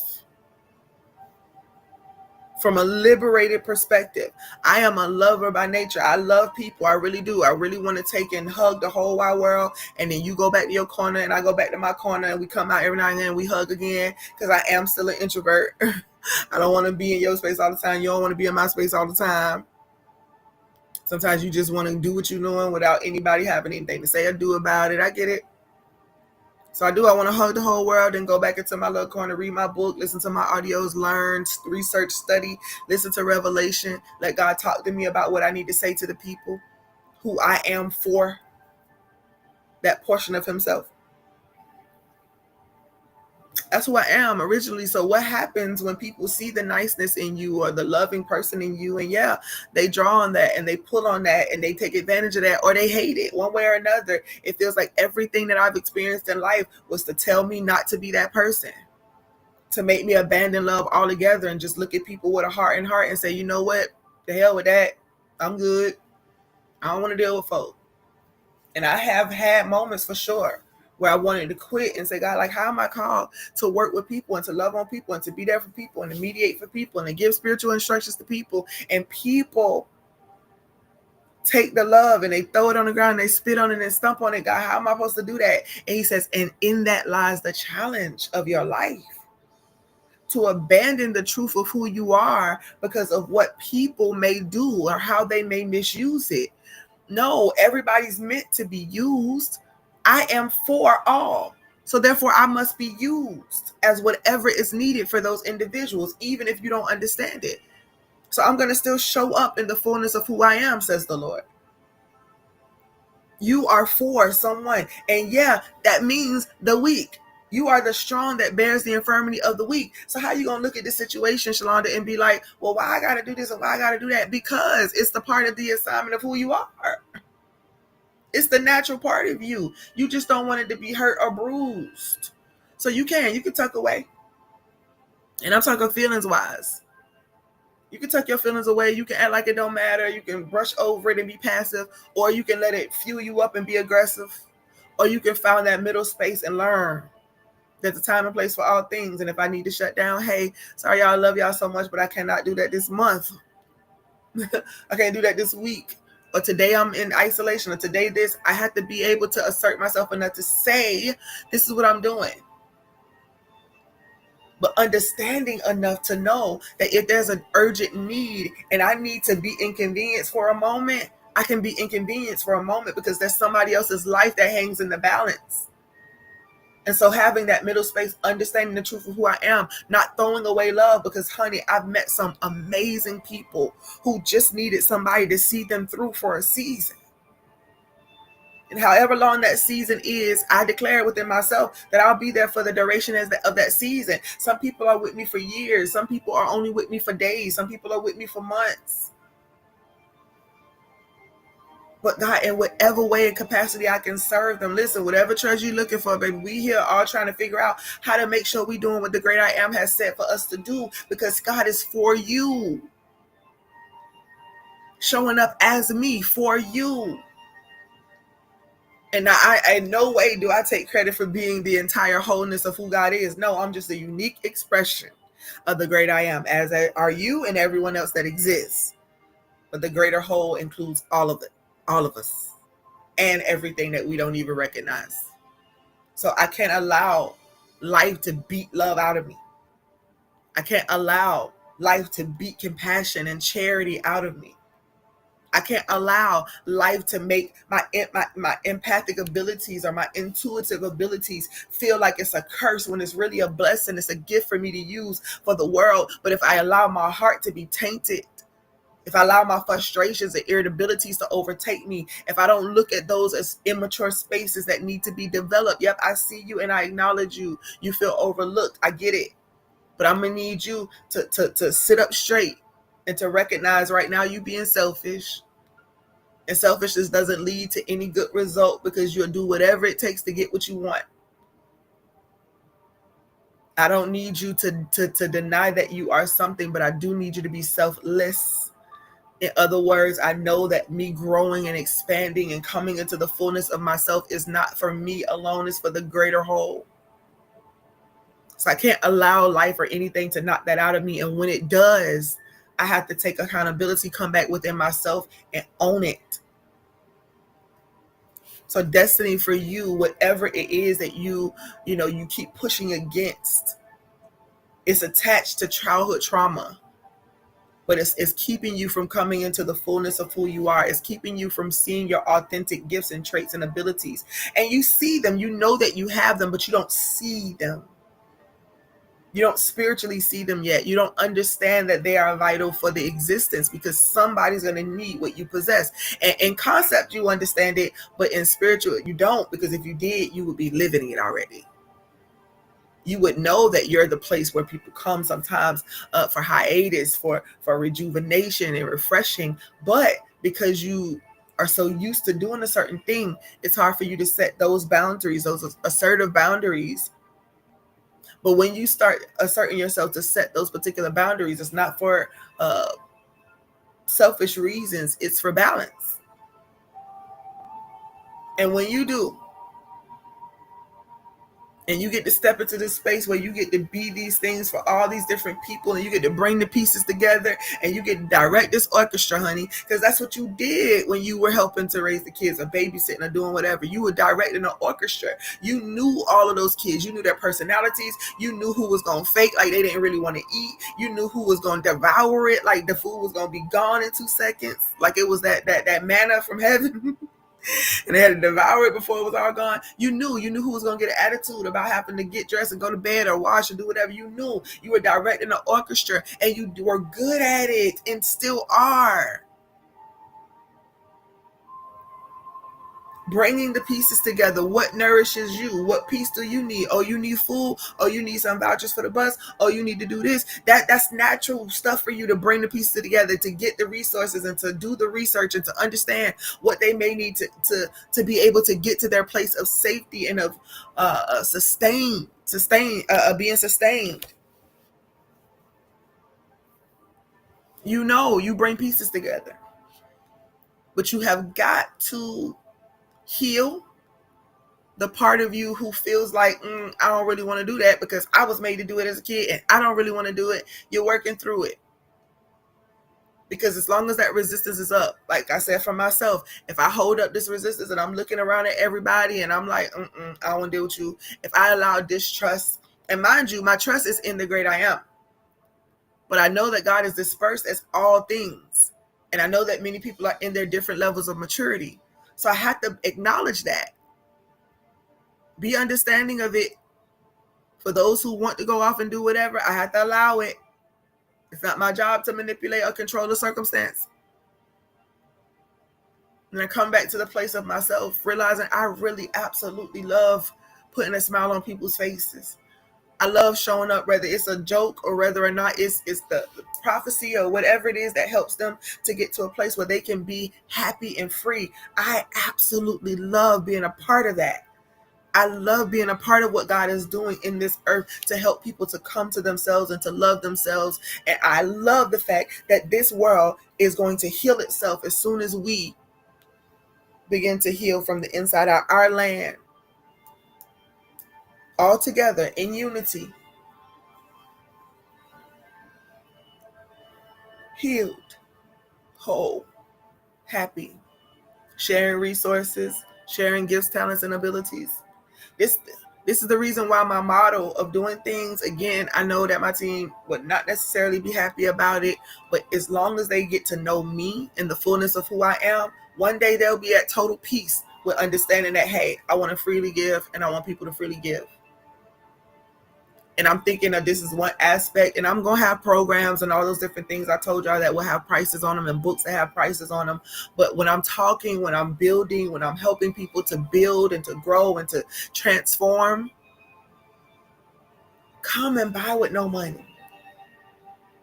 And I don't mean never sow or give. You will know. You'll be directed. But what I'm saying is come regardless of what you have. And just let me pour out the gift that is God in me into you so that you know that you are not alone. I absolutely don't listen. Let me tell you something. Some people may say, I couldn't be feeling people all the time. And I'm not telling y'all that it don't get grievous sometimes. It's heavy. But it makes the rest of me make sense. It makes the reason why I'm not called to be out there and doing things a certain way. 9-to-5s were not my thing. And when I did go to a 9-to-5, I was still there as a spiritual guide for people, giving wisdom and advice, and people would gravitate towards me to share their stories. And so I take that at moments where I was supposed to be there for those individuals. Go to hospitals sometimes and I'm having to deal with something just to get there, because it's other people in that space that need whatever it is that God needs to do through me. He's calling on me. It's almost like God is tapping you in to go play. It's your turn. Get in the lineup. I need you to be at such and such hospital at such and such time. And your body all of a sudden obeys. And you get there.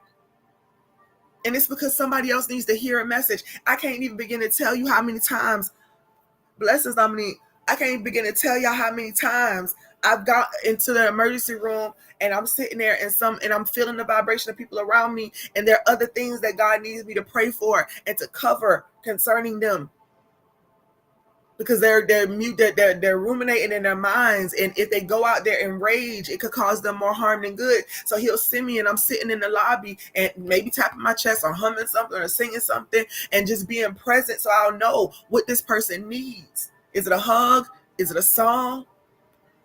Do they want to be left alone and you just need to silently pray for them? I'm willing to be whatever it is that God wants me to be. And I'm not worried about people thinking my heart is too soft or you too mushy or you too this or you too that. No, love has no conditions.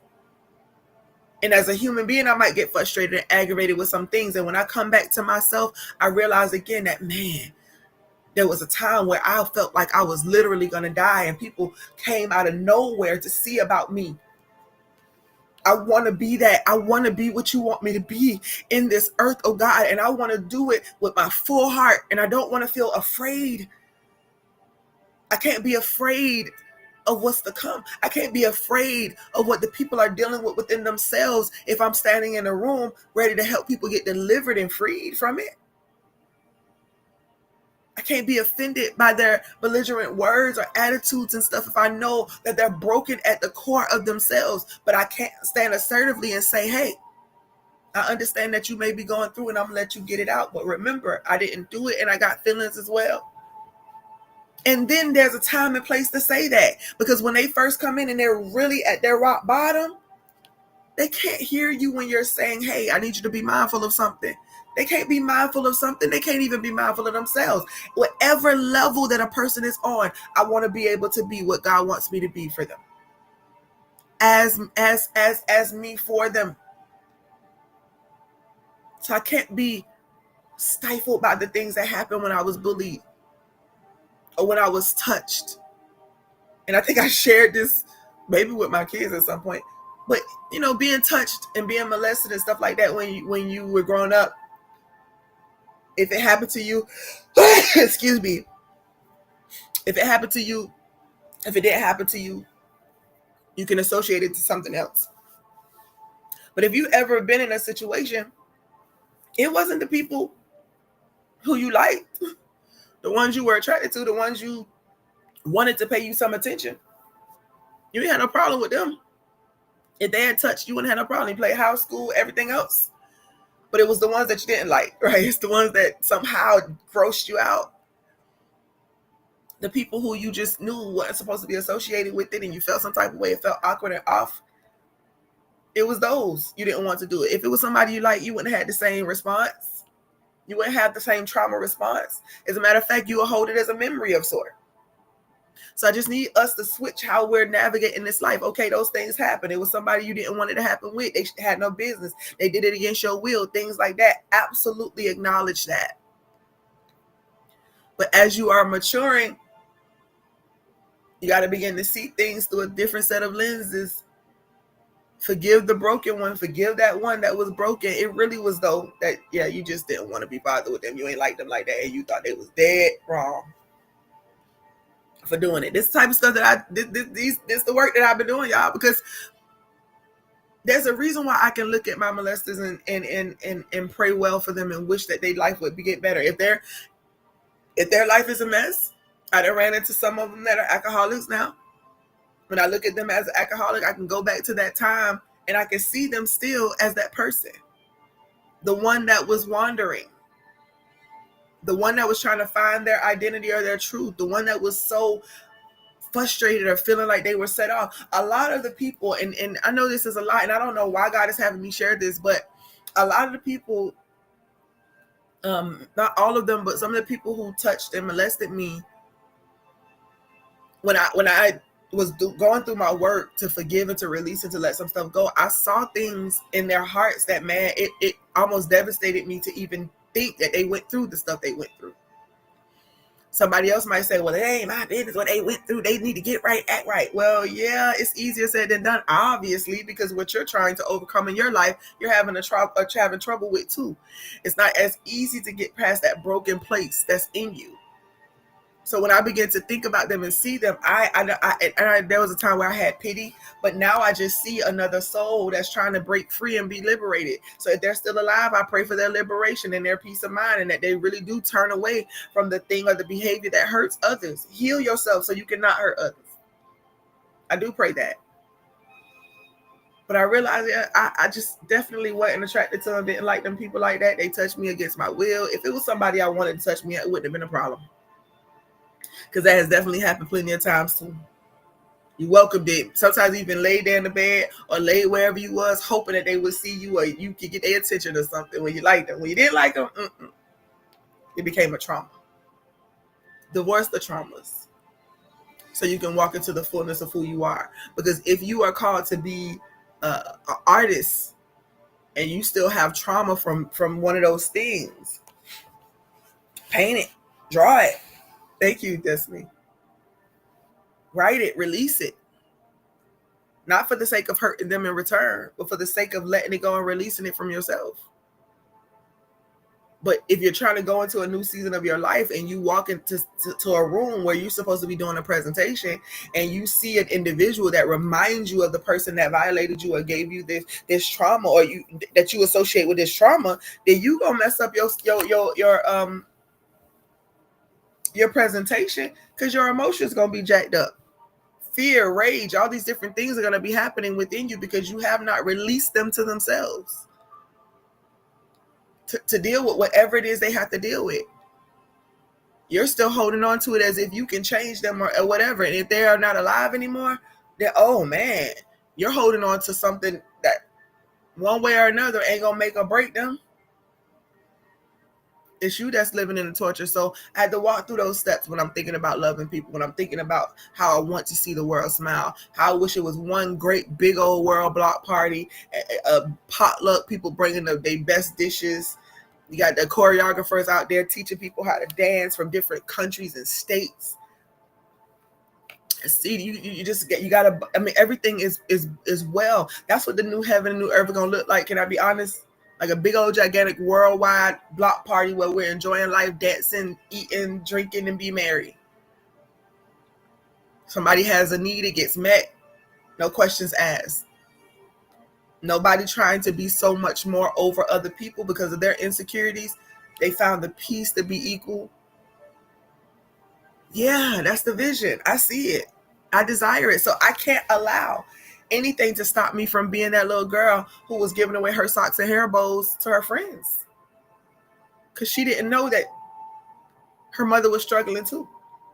She didn't feel like she was in poverty because the love was so evident. And even when disruptions happens or arguments happen and all that other stuff, she would be in a room and want to bring peace back to the situation. And anytime I decided that I wanted to be enraged about the situation, then everything would escalate even the more. So I'm finding peace with the fact that, yep, that emotional response, you don't need to do that. Blessed are the peacemakers, for they shall be called the sons of God. I declare that I am a son of love. I am a daughter of love. I am love embodied. So therefore, peacemaking is something that I desire to do. Destiny, I hope you picking up what I'm putting down, like Michael Beckwood would say. I hope you picking up what I'm putting down, because I'm talking. I told y'all I'm talking about me, but I'm ministering to you. Take from my story what you need. Whoever you truly are, that's the person you're fighting against the most. And that's because you feel like you need to. You need to hide them away because people have taken advantage of them. No. Wake up. Tap your hearts. Take a deep breath. Maso rebakataya basindia boku untaba. Maso lele bendio do rela bakandia bati akanto yabasiti amandio. La remaya basu. You are that person because it's who you were intended to be. So this journey that you're on is to literally lay that down in that burial.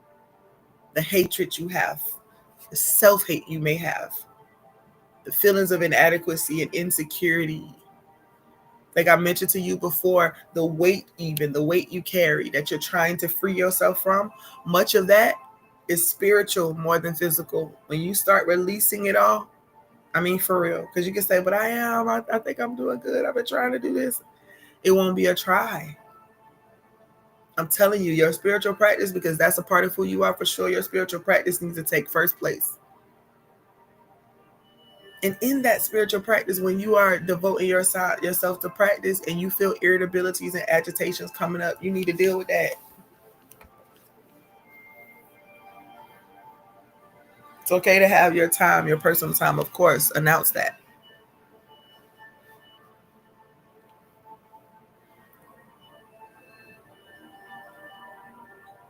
But you're rediscovering when you came out the womb, before you were even in the womb, you already were. And when you came into that womb, you were. And when you came out of that womb, you were. You were an organizer. You were a lover, a servant's heart. You want to feed the people. You want to make sure that people have the resources that they need. And so not only were you tugged on as a kid and used for the your true gifts, As much as you felt like it was just like this disruption and you ran away from whatever you ran away from, you ran right into your oppositions and your challenges to further develop what was in you. So here you are at this stage of your life where freedom is your goal. We have free will, but we really don't live in freedom.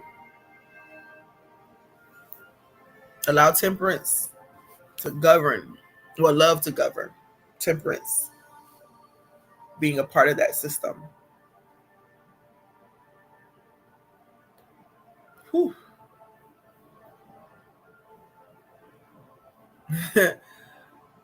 Find joy in what you do.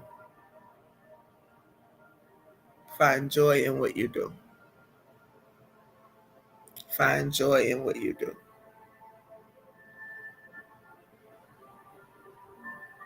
Find joy in what you do. Dominique, I'm glad that you showed up tonight, and I seal that, Destiny. I seal that. Amen. And hallelujah. Dominique, I'm glad that you're present. So let me say this to you.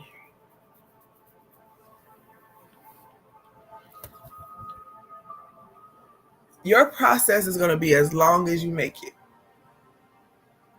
The process, just this first step of the process, because we're forever growing, unfolding. Every age, we get older, have more wisdom, have more whatever, and however we apply it is going to dictate how our life is. Whatever seed we sow into our own life is what we're going to see develop over time. Your process is going to take as long as you want it. In other words, when you really are ready, and I told you this many a times before, but when you really are ready, I'll know. And I was sitting with, our time. And I always ask God, who do I need to be to her at this season, at this point? I've been a few things. And many of people would have said, yeah, no, I'm good on that. I can't deal with that. She's not serious. She's not taking it seriously. She don't want to. She don't really want to live. She don't really want to be. She don't really want to be happy. She don't really want to be free. And many people probably have given up. But I want you to hear me tonight. People keep giving up on you because you keep giving up on you. You're teaching them how you want to be treated. And the reason why I have not given up on you, and there are other people in your life who have not given up too, you got to recognize them as well, even if you don't necessarily like what they have to say, but they're present. So you need to be mindful of that. But the reason why I have not given up on you and my belief in you and my assurance is because you can make whatever decision you want and it still will not change the fact that I believe in you. I know who you are in pieces as God has shown it to me. I know, and I mean, godly studying your things. We about to get into a whole thing for you to get to know yourself, right? But when I look at you, I see your heart first. And that's my position in this life, to see the heart of a person first. If that heart is troubled, how can I be of assistance? If that heart is one of charity and compassion and love, how can we work together to move this thing forward? If the heart is sick because the hope has been deferred, and you know, anything that the heart is, that's where I want to look. That's what I want to see, because that's how God works. He looks at the heart while man looks on the outward acting out or the outward appearances. And so your outward appearance, your acting out, it says a lot to people. Everybody's not graced for that. Everybody's not able to walk through those things step by step. Kaylin, I don't know why I feel like I'm talking to you too. Are you still here? I'm going to keep talking, but let me know if you're still here. Your outward acting out, your outward stuff. And this is the reason, again, why we don't judge other people. Man, pointless. Because we can have a conversation right now. We can start breaking down all of these different things where we were immature and we didn't want to pay attention to our behaviors, right? So we've gone through it. But your outward appearance, yes, Ryan, absolutely. Your outward appearance, Dominique, your outward appearance, Kaylin, is what people judge the most. I mean, many people can say this. Well, people always think I'm mean. People always think I'm, most of the time, what people see, they're not delusional. You just have yet to deal with it within yourself. But when people look at the outward appearance, it is always the heart that God is going to deal with, because again, the essence of who we are is love. It's like a meter. Okay, where are you on this meter? And so I see your heart first. And what I see in your heart is one who just wants to be accepted as she is. But the fear of being accepted as you are is still a thing. I want to be free to be me, but I'm still afraid that means that I'm not this and God is going to be mad at me and I'm not. You're still dealing with all of that. Thus, there is this inner thing of non-acceptance. And so you're telling everybody else what you want. You want to not be accepted.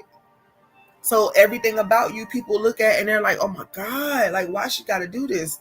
Why is she like this? Right? And people see that. And inside, you're kind of like, that's not it, y'all. That's not who I am. I just really want to be loved. I just really want to be accepted. I just really want to not have to explain this and that. And then, of course, there's the entitlement and the being spoiled. Those are things and areas where you have to mature. People, I see the outward appearance too. I see what I see. I definitely will tell you during one of our sessions. I see what I see. I see the things that you're not going to want to admit to.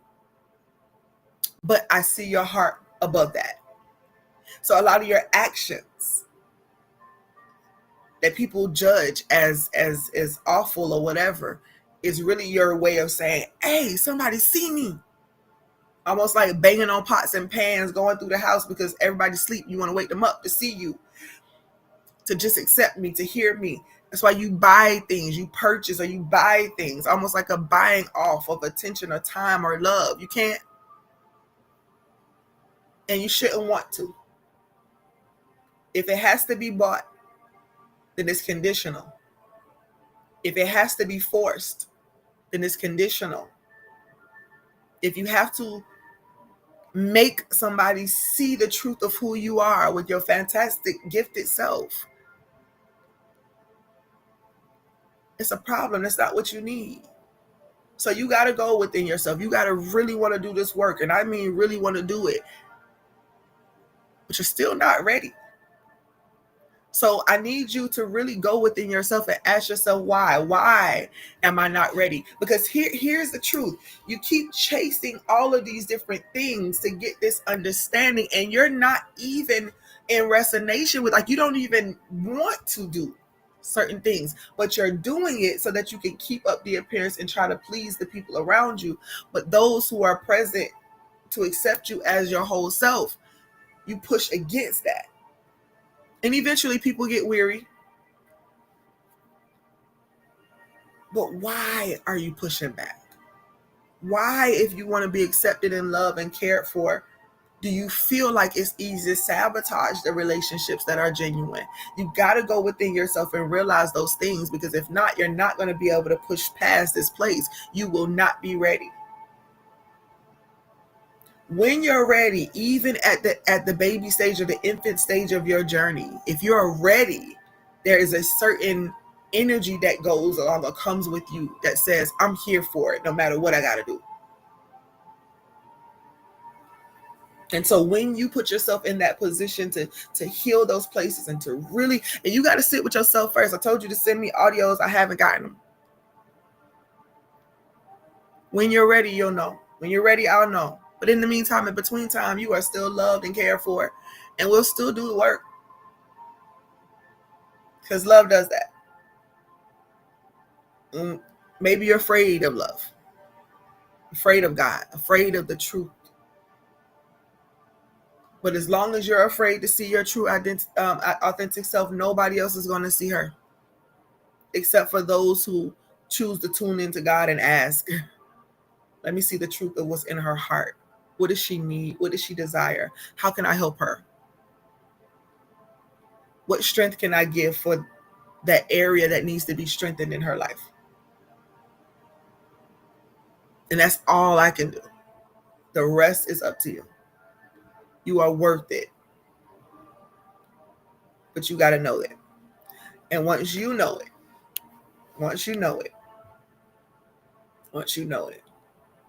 you'll begin to see things change in a way that you never thought possible. That big old pretty smile of yours be on permanent. Okay? Be bright, light bright like that skin of yours. But it'll be well with you. It'll be well with you. And it is so. Oh, great I am. Oh, great God of all things. The one who has every answer. Love. Omnipresent one. I am that I am. We come to you today on behalf of Ryan.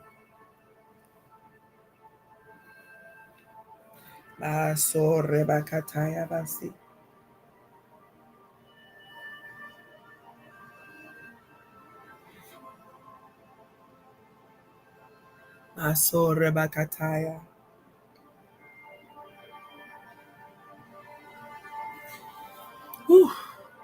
Surround. Even in this moment, surround.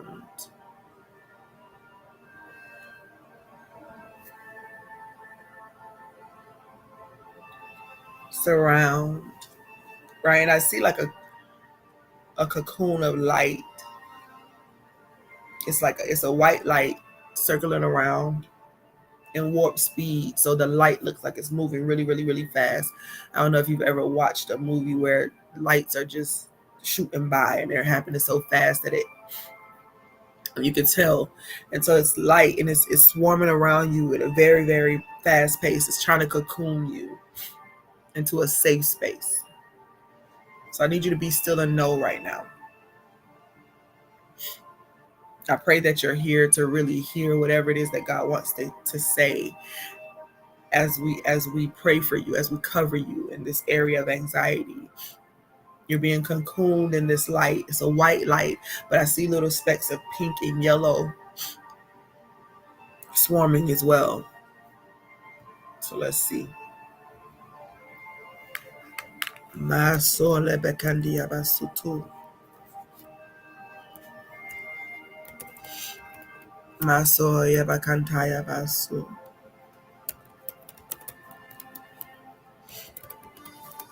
Just be still and know.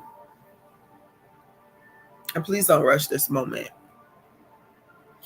Just allow that light, allow the light to swarm around you. It's cocooning you. But the word cocoon, for me to use that word, cocoon, means that light is not just protecting you, but it's protecting you while you go through your transformation.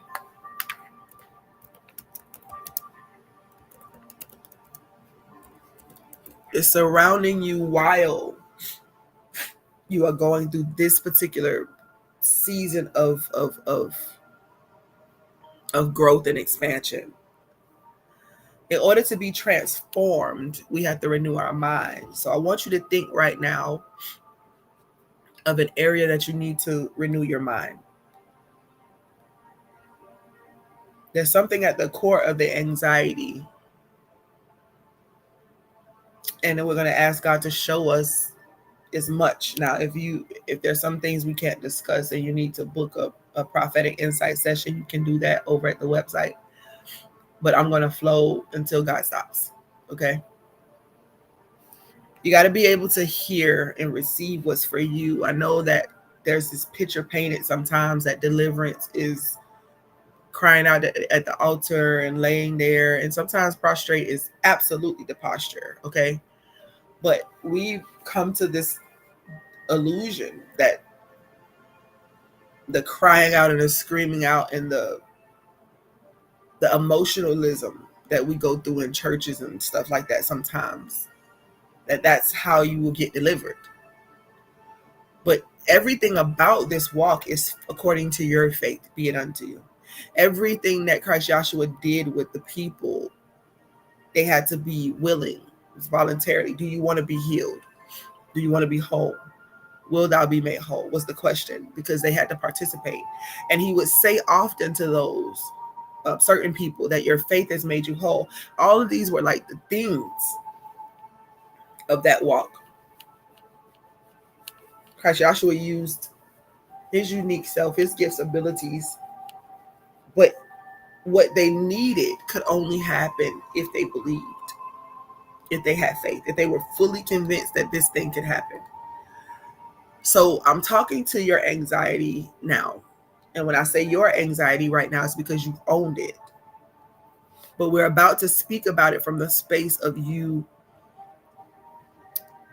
coming out of agreement with it. Blessings, Kiara, sweetheart. I love you, and I love you. I love you, and I love you, and I love you, and I love you. And I pray that you and the family are good, sweetheart.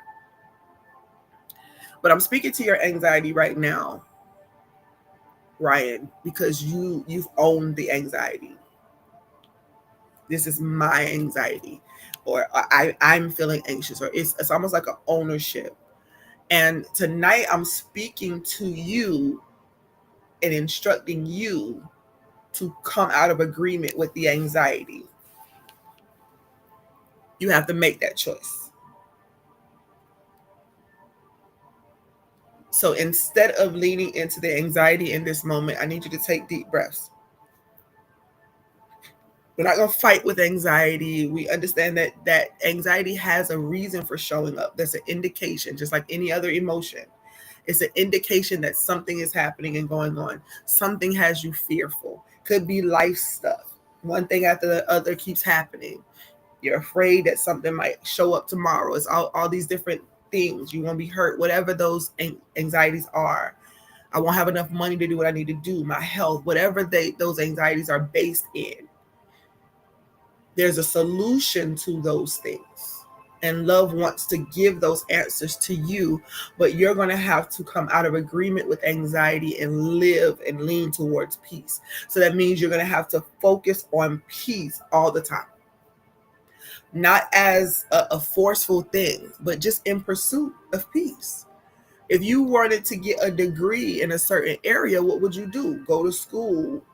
If that was your thing, you would go to school, or you would buy you some books and you would begin to study that thing, to be educated in that area. And it's the same thing for the things that ail you. Anxiety, is it so overbearing that you can't hear even what I'm saying right now? And maybe you need some medicine for it. Are you doing plant-based medicines, natural medicines, things like that? I encourage you to explore what you need for yourself and to be true to your own convictions. But if it's there, what is the solution? And that is what I'm praying that God will show you. It is not your anxiety. It is just anxiety. And even though you wrote, can you pray for me over anxiety? I hear God say you've owned it. You've married it. So you got to divorce anxiety and lean into peace. And oftentimes that's a tough thing. It's a tough thing to lean into peace, because peace is quiet most of the time. It's settled. It's chill. And so you going through and you want that peace, and it looks good and it looks appealing, but your life is full of drama and you're used to the traumas and the issues, that the rumination and all that. And so to have to go into peace is almost unfamiliar and it feels strange. And so you know how you watch those movies and they tell you there's peace before the storm. And so you kind of just, or right before somebody, if you like suspenseful movies or horror movies, right before something about to happen is the silence. And so people get anxious about the silence. But don't get anxious about the silence. Be in the silence.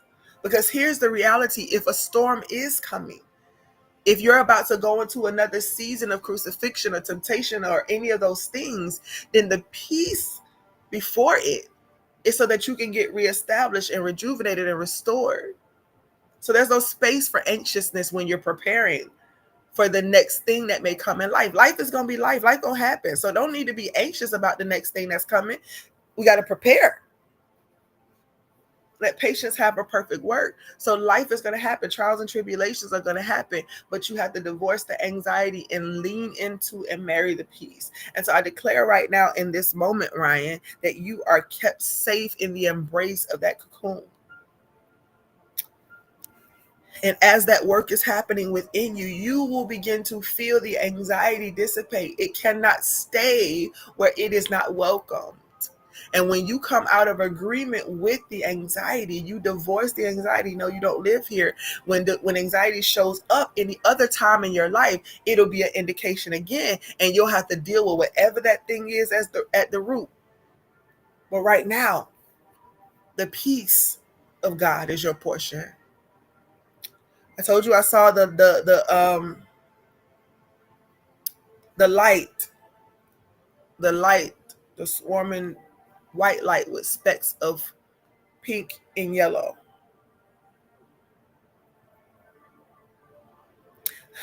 So y'all know if he give me something and I gotta look it up, I'm gonna look it up, because I don't claim to know all things. Only God knows. We prophesy in part. But if it's something I'm not aware of and my education ain't got it sunken in my brain yet, then I gotta look it up. So I have to look up these colors because, and I can get the white last, but I'm gonna talk about this pink, Ryan. The health benefits associated with pink. Now we know that everything has meaning. Colors, numbers, the ocean, the mountains, the elements of the air, everything has meaning. It's how we navigate life. So this is not an exhaustive list of qualities or properties that go along with pink, but we're going to get into it. So the health benefits of pink. And I just looked this up, but God already spoke to some of this, so just receive it for what it is. But pink is believed to have a common effect on the mind and body, helping to alleviate stress and promote emotional well-being. Soothing. It's comforting. It has a gentle approach. I don't know if you're in relationship right now or not, Ryan, but this color right here is associated for me. It's coming up as a relationship.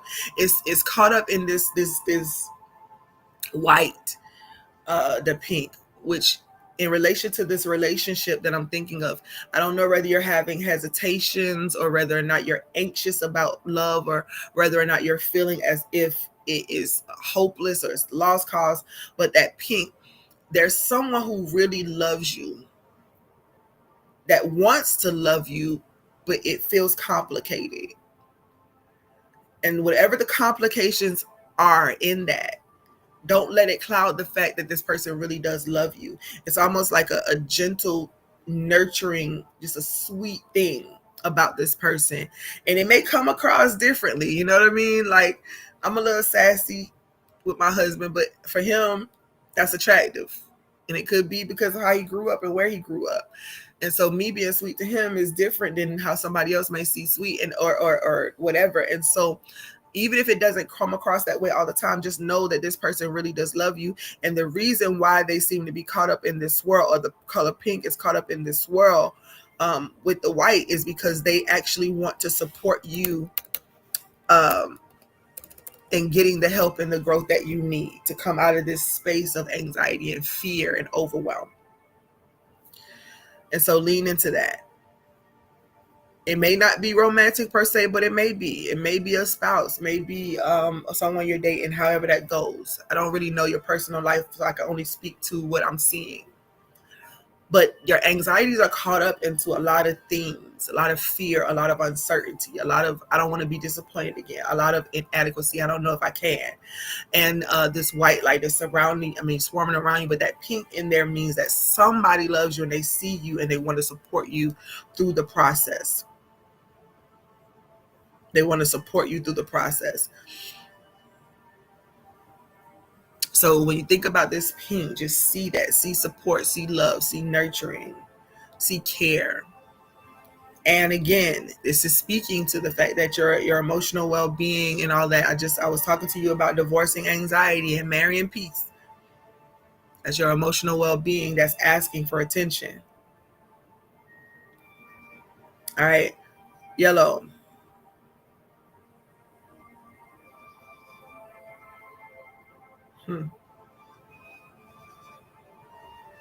Psychological effects of yellow is often associated with happiness, positivity, and energy. It can stimulate mental activity and creativity, but in excess, it may lead to anxiety and impulsiveness. This is a twofold message. The yellow is swarming, but it's like kind of at the bottom. Even the pink, it's like it's not going all the way up to the head or top of the body. I see the yellow and the pink swarming around, kind of around the belly area down. The yellow is around the legs, around the legs, around the legs. So what is it that you're leaning into obsessively, almost addictively? And it can seem pleasurable. It makes you happy. It gives you joy and all those different things. But there's something that you're doing in obsess. And because of that thing, the anxiety is heightened. Because of that thing, the anxiety is heightened. So whatever it is, whatever the activity may be, you may, like I said, do it because you feel like it's supposed to bring anything. And I don't care what it is, anything done in obsess. Anything done in obsess. Anything done in obsess. The only thing that cannot be exhausted for being excessive is love. Right? That's because love understands all things. It really does understand everything. So it can't be exhausted. But everything else can be. You can drink a glass of water right now and it'll be all good with you, but you cannot drink a whole ocean. Fire can warm you, but you get too close and you might have some third-degree burns. Everything has its place. Everything is proportional. Everything has a balance. But for some reason, we have a problem with finding one. And balance for us is really where temperance lives. And so whatever this activity or these things are that may be causing the extra, you're going to have to recognize those things. Recognize what the anxiety is rooted in. Some people may say, well, it's just there. It seems like I'm just kind of afraid of everything. I don't know what to do about this, that, and the other. You seek love and ask love to give you the answers and the solutions. And then you have to participate. Soul salvation is literally not about waiting for a savior to come get you. It's about pursuing the same mind that was in Christ Joshua and other love walk agents and doing life differently, because you understand that, like, if I don't have that at all, then I'm at a deficit. I don't need to be at a deficit. But if I have too much of that, it may overtake my life and cause me problems.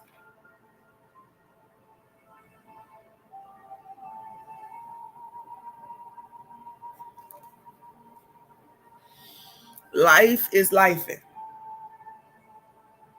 But how we go through it is our responsibility. It is up to us. And so we stand right now in agreement with you, Ryan. And I pray that message, and I pray that you're still here, first of all, but I pray that message brought something or ignited something in you that will begin to help you to look in a different direction. Nothing can fix you. Nothing can fix it. Nothing needs to fix it. You just have to recognize it as something that shows up as an indication. It's like a blinking light, like the light in the car that says maintenance soon, engine work soon, whatever. We need those in order to alert us to what may be happening, so we can save ourselves from that moment, save ourselves from the hell of what that circumstance is. And so it is our prayer, though I stand in full agreement with you right now, that anxiety has no charge over you. It doesn't control your narrative. It is an indication, and we declare that God is going to show you the root of it. The work that you do from this day forward, the pursuing of peace. Peace don't have a problem with being pursued. And you may even feel like peace is playing hard to get. But it's not. It's just you yielding. If you try to pursue peace, then you need to come to peace. What? Correct, right? My heart is open. My heart is open. Peace, I receive you. Anxiety, I got to put you back in your proper place. You may be an indicator for me. You may be a flashing light to help me to see what's coming or what I need to pay attention to. But oh, peace, oh, love, you are my governor. Peace, peace, with temperance, with kindness to yourself, compassion to yourself, healing old wounds, not looking at other people sideways as if they can never be redeemed. Because if that's the case, then maybe you can never get over anxiety. And we know both of those statements are false. Ma soreba, amandio ko soreba. Mandio soleba candio botu utu manse. We touch and agree now. We stand as strength. That light's still swarming around you. I'm telling you, this transformation period for you must be intense. You must be healing some things. You must be healing some things. You must be healing some things. Because you are cocooned. You are protected. You are in safety. You are in safety. Don't try to break out of the cocoon before time. Let it have its perfect work so that when you resurrect, you're married to something new. You're married to love. You're married to peace. And anytime anxiety comes to visit, you know there's a place for it, but you can't stay. Don't bring your bags, anxiety. You can't stay. But when you start feeling that little anxiousness, then there's something. But don't let it own you. And so we thank you for the answers. We thank you, love, for the solution. We thank you, love, that you are the healer of all wounds. And we declare that the wounds are healed. We declare that you will not feel inadequate for the task that you have before you, the assignment of your life. Do not despise the assignment. Do not despise the assignment. And that fear that something is going to happen. You're afraid that something is going to happen. It's going to be really bad. You're afraid of that. But be mindful. Be mindful that it is well. The hardships that you may be enduring, endure. On the other side of it, you're going to realize what it was for. But you want to be able to enjoy your life when you get to the other side of it and not be so beat down by anxiety and fear that you cannot enjoy the process. And so, God, we lift up Ryan to you. We thank you. We thank you. We thank you. We thank you. We thank you. Now, come on, take a deep breath with me.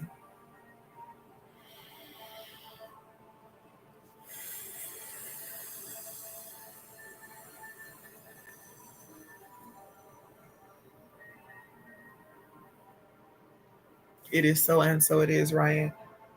May the peace of God that surpasses all understanding be your portion, and may you fully understand the reason why you should be still and know the solutions will come. Lay pride aside. Lay pride aside. Whatever it is that God is instructing you to do, if it has to do with doctors, if it has to do with medicine, God knows what you need for this season of your life in order to settle you enough to hear the next instructions, to heal the atmosphere of your home, the tension, stress,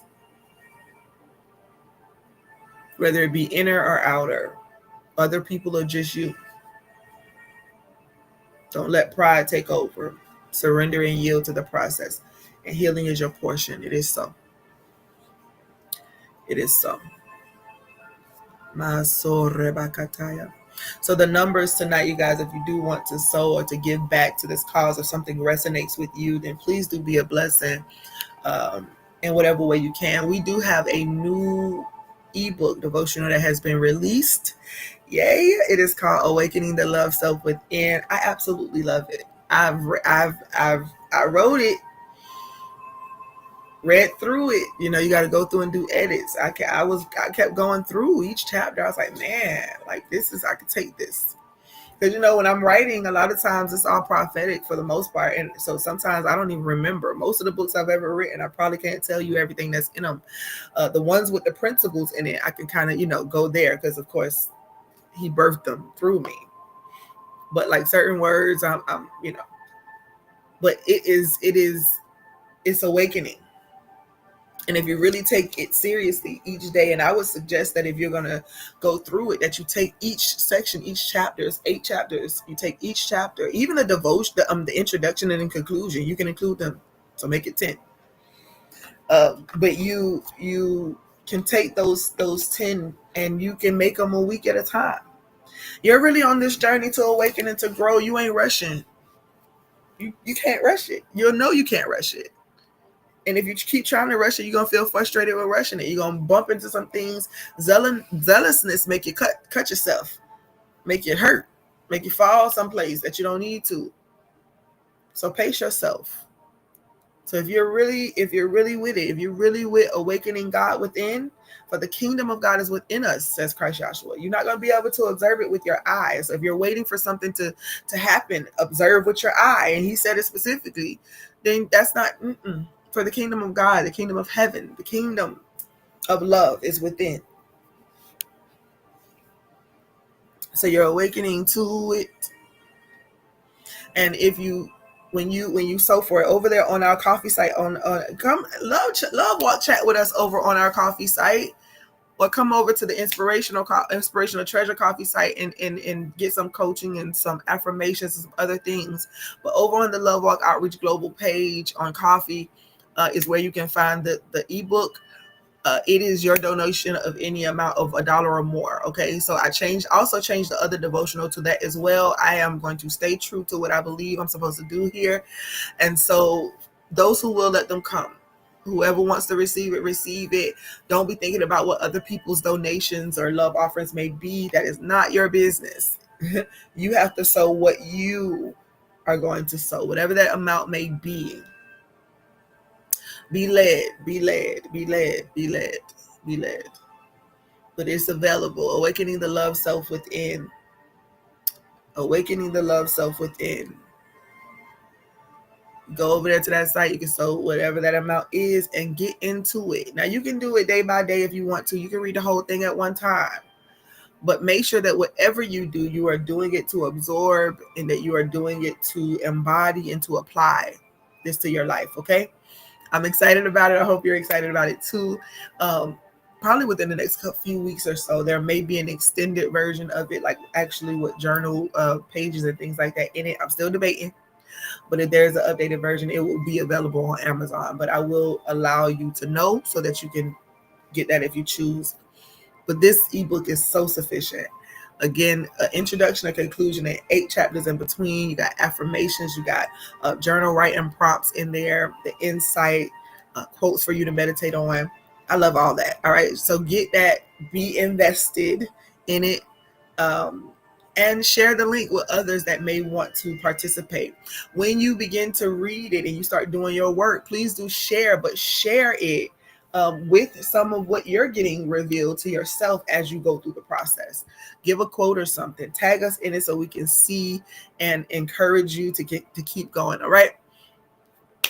So awakening the love self within. Also, if you have not already purchased What If God Is All of Us, considering the love walk approach to social justice and global healing, or if you have not received Love as the Master Healer, a spiritsoulistic journey to wholeness, then I encourage you to also go over to Amazon and purchase those as well. These are things that can help you with where you are on your journey, some of the questions. And What If God Is All of Us? We're really there. That's the question. I think that's my signature question. What if God is all of us? And it's really rhetorical, I guess, because I've answered it for myself already. God is all of us, and God is love. So what does that mean? How does that picture look? How does that govern my behaviors? How does it govern how I treat myself? And so that's where I stand in that truth for me. But when I wrote What If God Is All of Us, it was really tough. And I think I wrote like a small ebook before that. And I knew that it wasn't sufficient because I'm like, oh, girl, you're still afraid to really say what God is saying and to just expose the revelation that God is just all. And that's where I sit. Some people, and I've done religion now, and I love to study. I'm a whole spiritual philosopher, y'all. I go through the motions. I study and I ask God to show me things and all of that so I can be familiar with God in every way possible. So I worship the great I am, which is the allness, the omnipresent one, the all in all. And with that, and me reading, if you know not love, you know not God. Oh, I gotta know. I want to know God. I want to know God. And so in order to know God, I must know love. That's my pursuit. That's how I broke it down for myself. That's how my spiritualistic journey ended for me to be at that place. And I have no regrets. I have no regrets. I don't. I feel great to be free to explore God and to know. But to write about it and to release it to the masses. And when Bishop Carson Pearson passed away, it was right before that. And I think when I released the book, this second version of the book, it was on the 18th when his funeral was being had. I knew it was all strategic. God was saying that type of boldness, the boldness that it took for him to step out, being a fundamentalist preacher, hellfire and brimstone all his life, a pupil of Oral Roberts, preaching and teaching all across all these platforms. And those of us who grew up in church systems, we know how certain things work. And so for him to have to do that, step out and write the gospel of inclusion was a big deal. For him to write, God is not Christian, Jew, or Muslim. I think it is in that order. It was a big deal. And so when I had to write What If God Is All of Us, it was a big deal. I had to really point out the fact that, yeah, Christ Joshua was a vessel used in this life, but to show us that we also are the same. The power that is in him is the same power that we all have access to, or that's within us that we need to awaken. And I talked about theism, pantheism, pantheism, the difference. Theism being that God is outside of us. He helps and he assists, but he's outside of us, and we got to pray to him. We got to beg God, and we got to do all that for something to happen. And then pantheism, which says that no, God is all things. God is the universe. God is the universe. God is all things. God is all things. God manifests all things. And I'm there, definitely there. But pantheism goes a little bit deeper. Well, I don't say deeper, but it's a different insight. But God is in the universe, in the world. The universe and the world is in God, and God is also beyond that. I subscribe to that. God is absolutely all things at the same time, all the time, and this life is just about unfolding that. And so when you read What If God Is All of Us, it gives you a different approach, the love walk approach to how we deal with people, empathy, forgiveness, oneness, inclusion, all these different things, accountability, yep, responsibility for your own actions too, healing the curses and generational curses that we speak about in our lives, and that's your responsibility, right? And so love encompasses this. Love allows. We get into that in Love as the Master Healer. So when you read those two books, it's going to help you to start you somewhere, and then let your curiosity and let your unctions, inner unctions of the Holy Ghost lead you and guide you to where you should go further in that. But grab those books. Grab this new ebook. The other ebook over there is Love Abandoned, The Greatest Temptation. It's a 7-day devotion. It's a 7-day devotional. Listen, the biggest temptation is to abandon love if the greatest temptation is to love. And so in order to get ourselves on track, listen, this does not call for you to be perfect tomorrow. This is a journey. We in this together. We're always unfolding. So you do what you have to do to build on where you are until you are strengthened enough to stand in it on your own and you don't need assistance. Then you are there to guide others. Still being careful lest you fall backwards or whatever, yes. But get the books, engage, invest in yourself. I think a part of my mentality and the reason why it was so difficult for me to do certain things, me trying to figure out this business model and the money and how to charge and how to do all these things, it was because I wasn't being true to me, trying to figure out the model that may work. But if I'm going to do something that's not true to me, then I'm still going to have some level of bondage. Yes? So I had to discover how this thing is going to work. I just want you to be whole. I just want you to have what you need to have and to pursue love. And so give into it. Give into it. Go over to Amazon, purchase. I mean, invest. Do what you need to do for you. Because even though it comes through me and you purchasing benefits so I can eat and my family can have a place to live and sleep and we can do ministry and business and go travel and do what we need to do, I'm releasing what's in me because it's what you may need for strength in this area. So whether you do it or not, it's going to be up to you if you really fully understand this is my reason for pursuing. This is my reason for it. I need to grow. I want to grow. I want to walk towards love. I don't want to continue to have this anger and fear, disappointment and shame and guilt.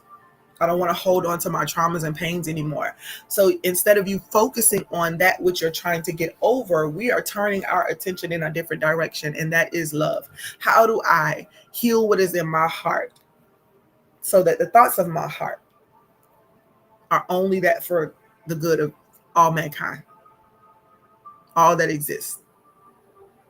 So you grab those books, you guys, and I have other books, of course. If you go on Amazon.com and look up Shalonda Treasure Williams Leonard or Dr. Shalonda Treasure, you'll find me there, and there are plenty of books. If something reaches out to you, go ahead and grab it, use it for your benefit, but definitely plug in. So over there on the Love Walk Outreach Global Coffee site, you will see it, the new ebook, Awakening the Love Self Within. Even if that's the point where you start, it's a good place to start. It's a good place to start. Hallelujah. Let's take some breaths. Let's just breathe so I can know whether or not God is done with the night or not. The numbers, if you want to sow in those particular numbers, were 33, 25, and the sum of, well, not even the sum of it, but if you're the New Year's seed, the Rosh Hashanah seed is 5786. It's the new year on the Jewish calendar, which equals out to the number 26. Any of those numbers, I'll know. And I'll touch and agree with you according to where you are and what you need. And if I need to communicate anything else with you, I'll be right there in that inbox over on coffee saying what I need to say. But let's take our deep breaths. We are coming to a space where I know it was a lot said. Don't even know whether you took all the notes you needed to, but of course it is here so you can go back and listen. We want to take 3 deep breaths together. We'll take these deep breaths together. Ma so rekatai. Armando lokondia basutu ureki etaba. Shelamandioso. Selamandio kosorema. Sure. Somebody is finding their place and it feels so good. I felt you just now, whoever you are so close. There's news coming that is going to change the entire narrative of your life, and it's all for the good. Hear me? And I'm talking about your perceived good, because one way or another, everything that happens with us in our life is for our good. It leads us towards the fullness of who we are, even if we don't fully understand the experience. All right? But you're going to perceive this as good. This is a good thing. You are about to receive news that will change everything about your life. I think earlier when I was talking about the fact that, you've been abased and you're going to be abound. It's the time where you're about to walk into the season of abound, of plentiful.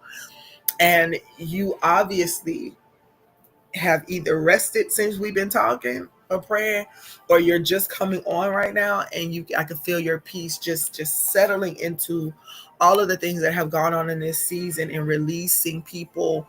I forgive you for this. I forgive this. I forgive that. I forgive myself for not speaking up. I forgive myself for not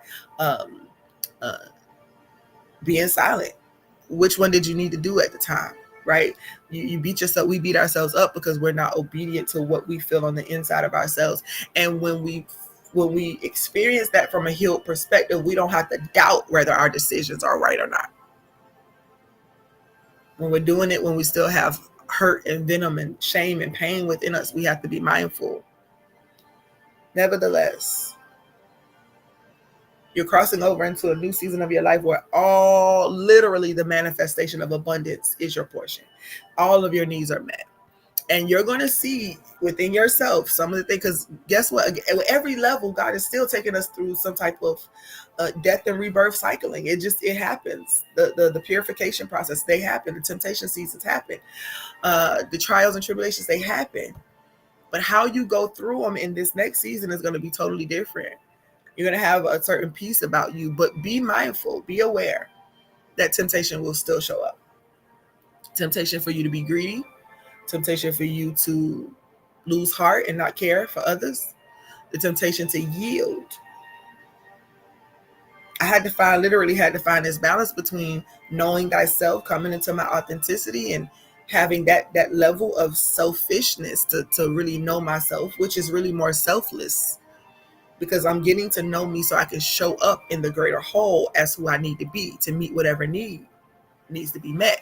So I had to talk myself through that and to tell myself that it's okay to have prosperity. It's okay to live in a comfortable place. It's okay to not have to worry about whether or not you can eat, or to have to balance bills between making sure kids have what they need for school. Any of those things, that suffering doesn't have to be your portion anymore. The pain of that. So you got to find that balance, Shalonda, the balance that it's okay for you to prosper, but maintaining your heart is the key to it all. So as you walk into this next season of your life, whoever this is I'm talking to, your heart is what's going to be what matters, whether you're abased or abound, whether you have scarcity or plentifulness. Whatever it is, the state of your heart is going to dictate how that's going to go for you. So when you step into this next place, it's for you. You earned it. You sown to get there. You've done the work, and you've earned this place. But let not the earning of this place blind you. You earned it by the activities you've done. You earned it because you sown seed and now you have a harvest. But don't mistake that for the fact that it means that you can act however you want with other people. What if God is all of us? What that heart look like, right? We asking ourselves these questions every day. Receive what's coming to you without being boastful or braggadocious about it. Understand that it's a moment in time. It's not a place where you get to build houses and stay and get the big head about it all. No, I've been acknowledged. I work for that. I've earned that. I'm here now. But this accomplishment is for me to still yield myself to the greater whole. Stand in my strength. Know that those that have a weakness in that area are the ones that are going to be drawn to me. So I should have no unrest about that. It's a place of divine favor and of love and of happiness, of joy. And it's easy to get lost in those places. But be aware. But congratulations. Congratulations. Congratulations. Congratulations. Congratulations. Congratulations on your promotion, your elevation. Congratulations on the newness of your life. It tore you down, it beat you down, and you can blame the devil. Oh, the devil busy. The devil got a job. That's your inner adversary, the one that, like, you may think of it as something outside of yourself, but literally it is the thing that causes you to perceive life from the way you do. You've sown to get here. Enjoy it. Maintaining the heart. Yes, just a yes. So we're going to take those 3 deep breaths. Excuse me. As we do, the first 2 are just deep inhalations, breathing in love, light, peace, joy, resting in the fact that you are healed and whole. You have released all the things off of you that could be holding you back from your wholeness and your peace. If you're dragging dead weight around with you, if you're dragging dead weight, that's trauma, pain, issues, circumstances, anger, resentment, envy, jealousy, rage, greed, slothfulness. And that's not the same thing as being fatigued and having physical things or mental things. This is when you just are like, yeah, I don't care about none of that. I ain't doing none of that. I don't want to do none of that. That's the place that you're in right now. It'll show. But as you pursue this love walk, it'll change.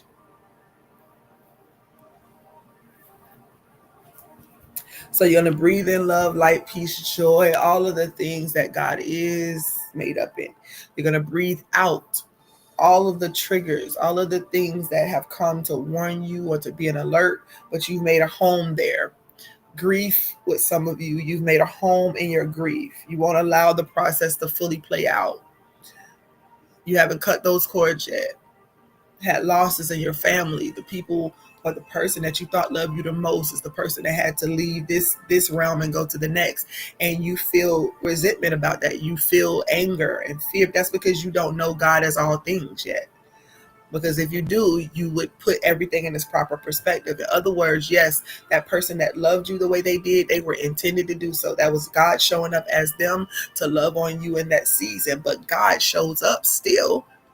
So do you believe that that one person or those few people were the only ones? Now, mind you, hold on. If you got memories and they good and they going to make you laugh and you remember the lessons that they taught, all of that. If you're gonna remember all that, that's cool. But if you get stuck in grief, if you make your home for 40 years in this wilderness of grief, that's up to you as well. Yes, you do that at your own pace. Everything we do in this life, we do at our own pace if we don't understand what free will and liberty really means. But you still have a goal. Your intention is to be released from the thing that has you bound. Come into agreement with the wholeness and the healing, and God will lead you every step of the way to get there. And yes, it encompasses everything. For all things work together for good. Masore labandio kondo o labaya bason lebekendi abandio consore. Shelebeki otomore labandio consutu ure bakata.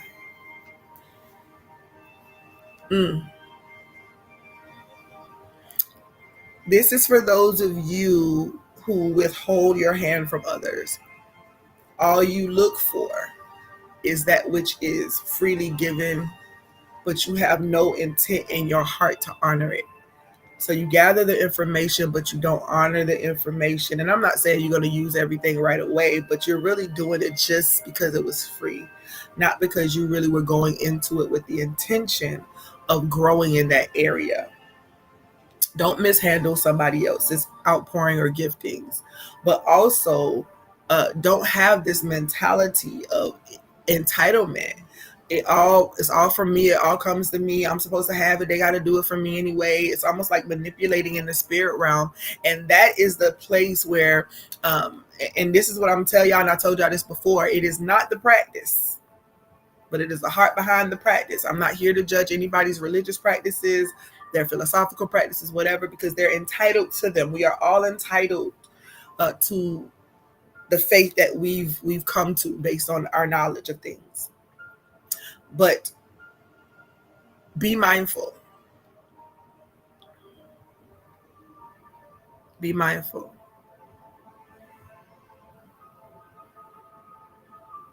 Be mindful. Because what you sow, you reap. So if you sow nothing, then nothing comes. If you're just trying to figure out how to get your bottom line taken care of, how you can get your funding, you come into the situations with people to get information, to be mentored, to be discipled, or whatever the case might be. But what's the purpose of it? Are you just doing it to waste it? Are you doing it to mock them?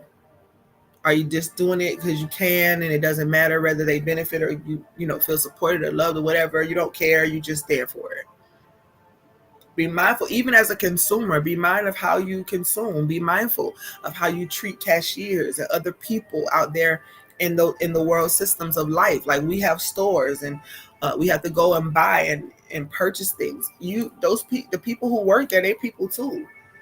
They're a unique reflection of God just as you. They're trying to navigate and figure out life just like you. They're trying to get their bills paid just like you. If they have a business, they're trying to sustain life just like you.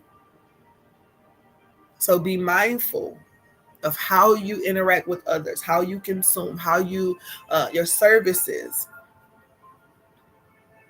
There are some of you who would not even, if God showed you right now who you were supposed to be connected to learn and to grow in the game, you may miss the opportunity because you're looking at their membership fee and you having a problem with it, as if they're not a servant worthy of their hire. They're being hired by you, by the others. The same way you look at someone else and their way of doing things is the same way that others will look at you. So be mindful and don't be confused about your model, the way that you do things. That's the one thing that was tripping me up for years, and trying to figure out how to bend my model and flex it to other things because they said this would work. But God is saying, no, I need you to be you and I need you to do it this way. I know who I called you to, and I know what they can and cannot afford to do or not do. You will have many people of all different backgrounds, people of different financial brackets. You need to have space for all of them. So do the model the way that I gave it to you and don't try to adjust it for others, and do it with the right intention. So you got to find your space, find your rhythm, and be in it with the right intention. If God brings you a guru, a sage, a spiritual teacher that comes to speak into your life, a prophet, if you get an educational guru, somebody that comes to teach you in the area of education, in the area like what are you trying to learn? Business or the arts or whatever. Those are people that come into your life to give you strength for that particular area of your life or that season. Do not dishonor them. Do not dishonor them. Anytime you can do something, anytime whether you got to purchase it because you feel like you need something tangible, or whether you understand what sowing seed or giving donation is for, but don't dishonor them, because and this is really a message for you. You are stepping into a new season of your life where you're supposed to prosper, but yet you honor no one.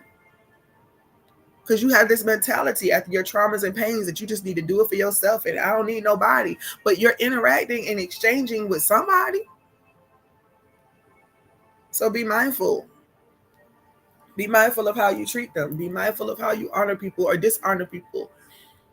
You want this season of your life to come in real clean and smooth. You want to be discerning and recognize when there's a lesson to be learned or something that you need to overcome, right? You're going to know. You're going to be able to discern and decipher. So be mindful of that. And some big things coming, some good news coming. But you want to definitely search your own heart. Are you asking something of others that you are not willing to do in your business model? You expecting favor from others, but you never want to give favor. You want to have favoritism shown towards you. But as soon as somebody is short on something, then you about to lose it. Same treatment you want to receive. Be mindful to give that. So God, we thank you for this night. We thank you for this time. We thank you for this gathering. We thank you for this message, these words. We thank you, oh God, that to know you, we are to know love, because you are synonymous with love. You are love. So we pursue love. We pursue an understanding of it. We don't yield just to get beat down and to be abused and bullied, but we yield to anything that can control our nature. We say no to all captivity and all bondage, because in love casts out all fear. Perfect love casts out fear. I'm safe in love, safe in that space. I know that every experience is for my good. The way to our global salvation and unity is not to fear. Fear leads to war. Fear leads to let me strike before they strike me. Let me do this before they do it to me. And sometimes your assumption is wrong. People don't even have those type of thoughts about you. So what happens if you take it out and you kill it before you can even know what the purpose? Maybe they were coming with good tidings. But when you're on the defensive and in fear, then war ensues and peace is dismissed. Our global salvation is to know love. And so we thank you that we are positioned to know. We are the first to surrender any control mechanisms, any bondages we may put other people in. We will start there today, releasing them of all the expectations and not that you shouldn't have any expectations, because you should for yourself. That's where your balance boundaries come in. But once there starts to be contention and it seems like a lot of pulling, then maybe you, being the stronger in faith in most occasions, will have to recognize it for what it is and release. That's love. Love allows. Love allows. Even spiritual leaders, if there are any spiritual leaders listening to me, you have to be very mindful not to hold hostage anybody. They don't belong to you. If God has assigned you to them and them to you, then yes, cover, pray for, protect, give guidance.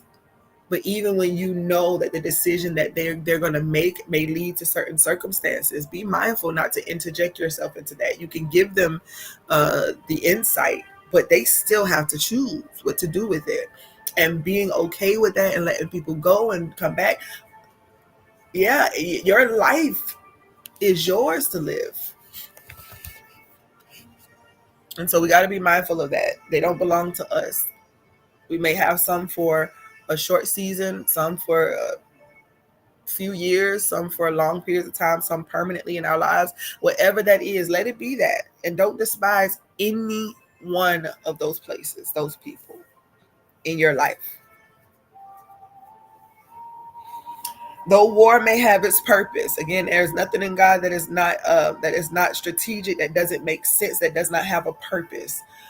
War happens, and then we realize some things. War happens, and then some things are pruned, right? And we know we have to go through those processes in order for a plant to grow. Pruning has to happen so it doesn't get choked out. So a lot of things that we think and we don't understand, it all has its place. Like I talked about anxiety. Anxiety is not a word we want to hear, but it has its place. What's its place? To alert you that something is something that you should fear, or something that not even should fear, but be on alert. Be on alert that something is coming, something could happen. But we get stuck there in fear. We get stuck there. So it has its place. When war happens, most of the time we know that the root of war is the fact that there's disagreement, or there's greed, or there's pride, or any of those things is an indication. So it may have its purpose, but we are not to settle into the war, but overcome the challenges and heal the land.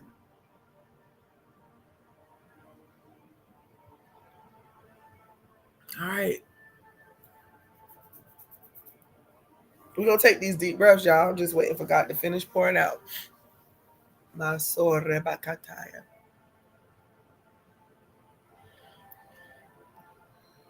see the name Ruth.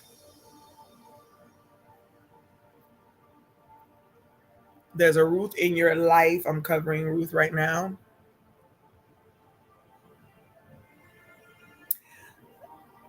Ishitai abasondo oreba leman dosoto urekati ama rename no sutu uriti elemendioto.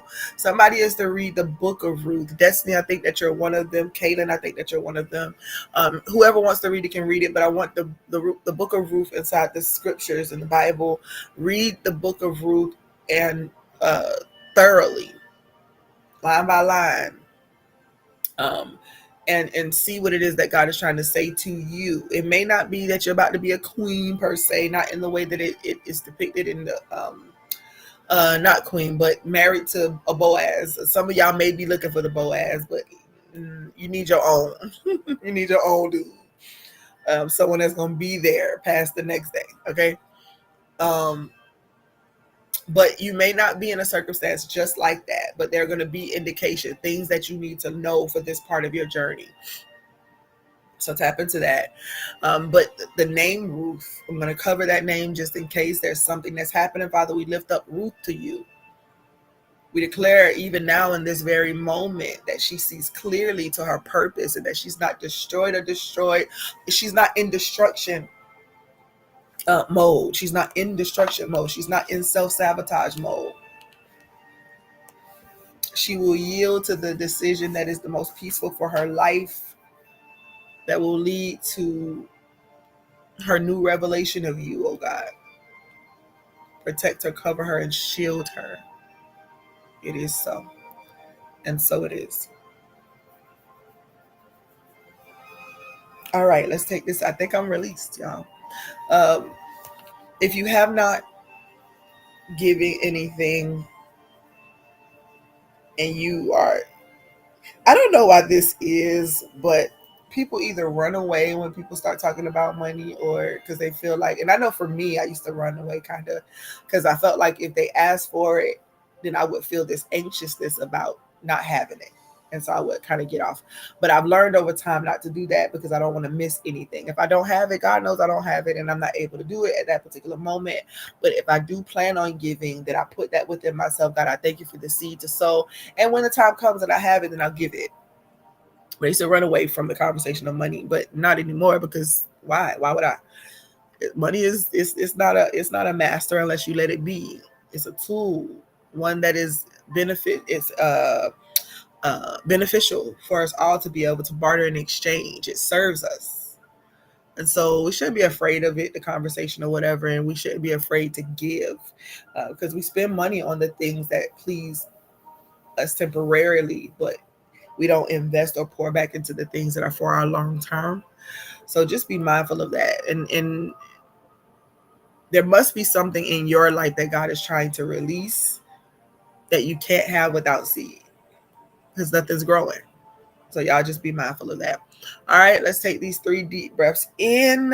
First 2, again, we're breathing in light, love, peace, joy, everything that is pleasant, because we understand that that narrative has to play out within us. And even with the rest of the world is chaotic, there's a peace that surpasses all understanding working within. And so we receive that. Ikatamanso reba ikataya. So when we breathe in, we're breathing in all that good stuff. And when we breathe out, we're going to breathe out all the things that are left over, the fears, the doubts, the anxiety, the rage, the unforgiveness, all of that we're breathing out.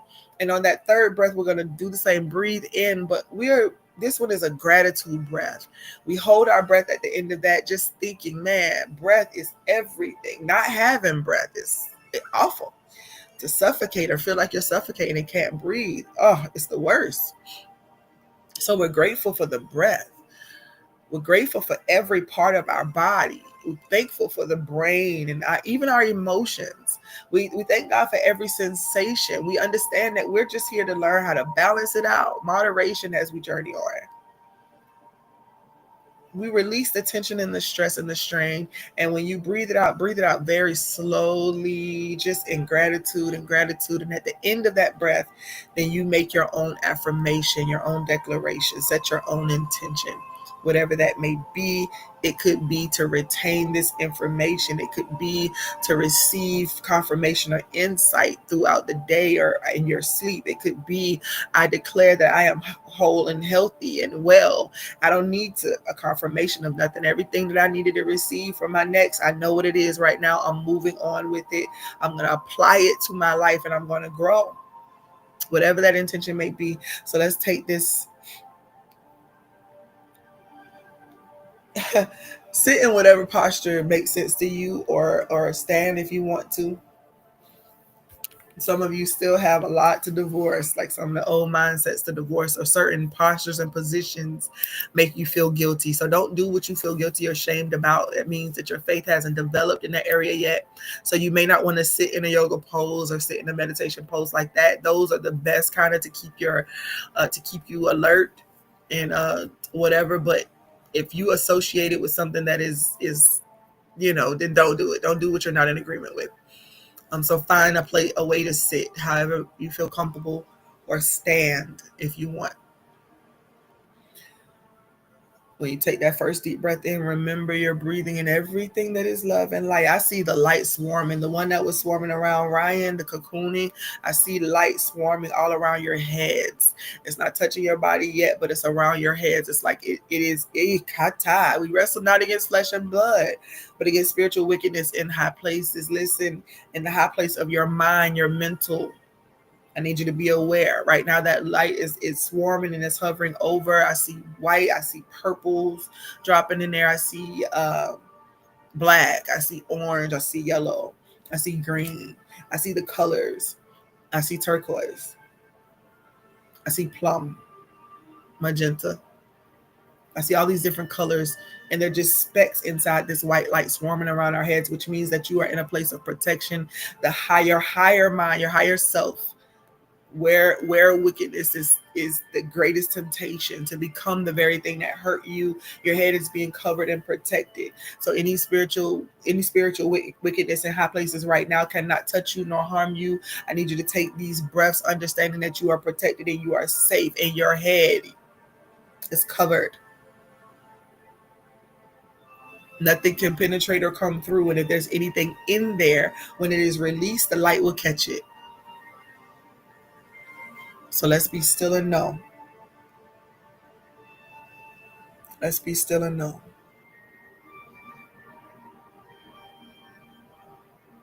All right, take that deep breath in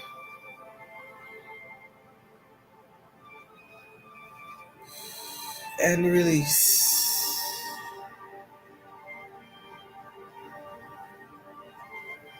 Breathe regular.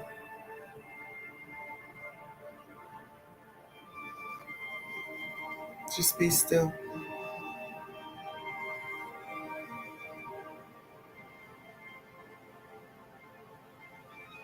All right, let's take this second deep breath in. Let love, literally, let it just permeate every part of your being. Begin to feel your pains dissipate. The tension and the headache begin to ease up. The foot aches. The foot aches. The knees, the spine, the lower back, the eyes. Even pain in your nasal cavity, wherever that pain is, even if it's the pain you can't touch, the one that is invisible to the soul feels that pain and agony. Remember, all of that is being erased, it's being absorbed by the light. So breathe in.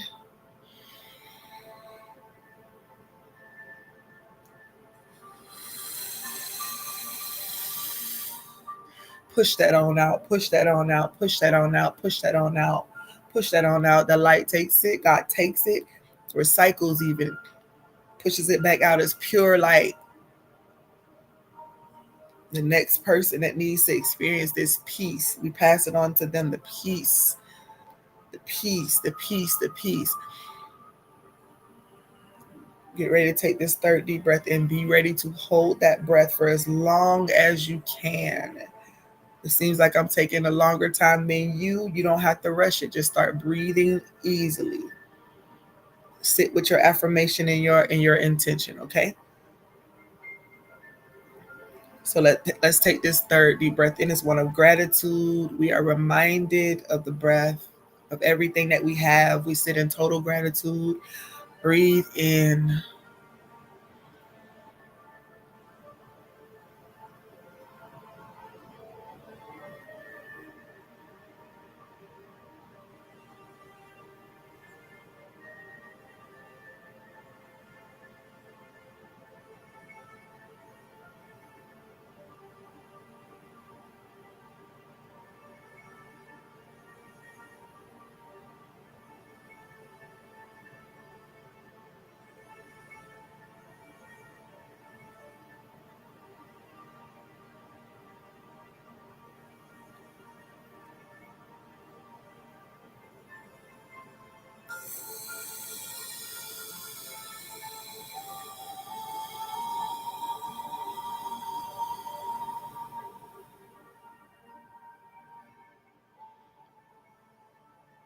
I declare that I am free. I affirm that I am free. And my freedom will come through my liberation process, the healing of my soul, the reminder that I am already whole. I am just remembering that wholeness, remembering that I am love at my core, the essence of me, God living among us, as us, for us, the same all the time, at the same time. I am connected to that greater whole, and I have a unique design and a unique purpose, and I desire to live that out. I affirm that I am free. I declare over the life of every individual that has joined me tonight that peace will be their portion as they rest. They will not just sleep fitfully, they will rest. There will be peace because they've come into agreement with the fact that peace is what they are pursuing. Fear, anxiety, and all those things, those indicators, those alarm bells, they're settled now. Peace. I cover every seed sown, every love offering given, every product purchased, any way that they've been supportive tonight, whether they shared or whatever. God, blow their minds, increase them and overflow them. Return back to them what they have sown and given unto me, multiplied. Good measure, pressed down, shaken together, and running over. And we thank you for it now. It is so, and so it is. Amen and hallelujah. Amen and hallelujah. I love you just because I can. I'm going to sit for a minute, so I'm just going to allow this worship to continue to play. Get settled within yourself. I'm here for it. If you have to go, it's okay. It's okay. Some of y'all not used to this long stretch, and it's okay. You come and go as you need to. We're going to settle right now. Just be still. Sit with that affirmation you just gave. Sit with the thought of the truth of it. And if you're still trying to figure out what that affirmation is, maybe that's why I'm still here. Having trouble finding the words, that mean you're not confident yet. But we're building up to that. Don't hesitate. Affirm. First thing that comes to your mind. And we know that it's supposed to be in stated in a positive present tense. No low vibrational words. In other words, don't say what's not, say what is. Let's be still in support of others right now. Don't forget about our elders. Pray for how you can be a blessing to them this week. It hasn't changed. We're still focusing on loving our elders, honoring those that have come before us. Keep them in your heart this week. See how you can be of service. You can breathe regular or you can take deep breaths during this time, but just be still and know.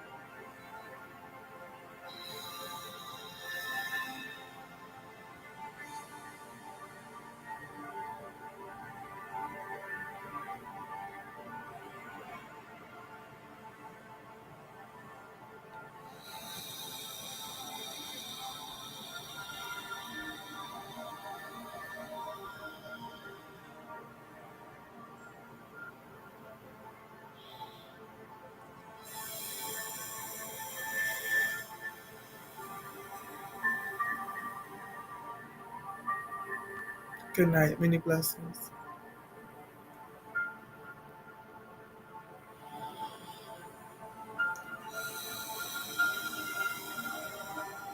Some of you are in this space still because you just need to feel the embrace. Some of you have already fallen asleep, and so what you need is to just hear me say, you are everything that I am desires for you to be so awakened to the truth of who you are. No apologies, with much self-control. With much self-control.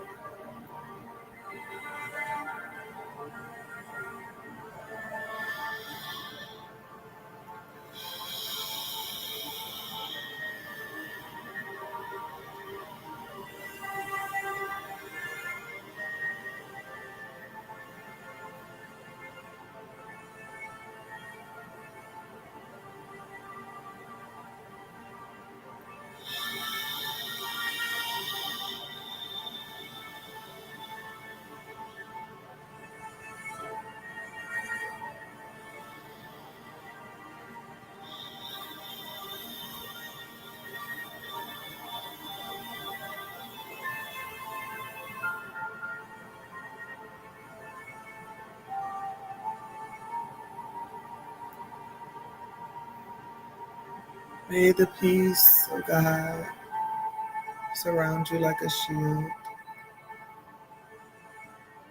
You are protected. You are loved. You are valuable. What you are learning in this hour of your life is that all of those things are true, not just for you, but for all that exists.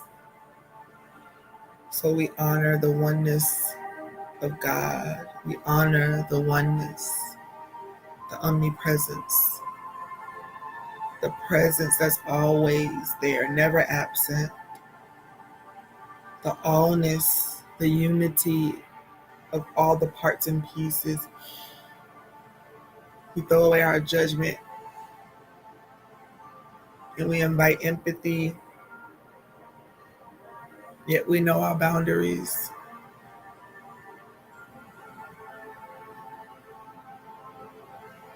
We recognize the immaturities in ourselves and we work towards daily applying what we know and growing. We are not forcing our fit. We're not being forced to grow. That's growth stunted. We're being loved and encouraged along the way. What you do for us, O love, we do unto others. Strong, bearing the infirmity of the weak without falling into the weakness itself. We thank you.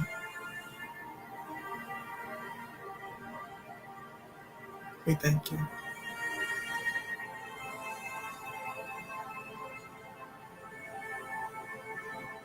Take one more breath in if you're still here with me. And then we're going to sign off. Find you some meditation music, something that is soothing, worship music, prophetic worship music, whatever you need. No words tonight, just music.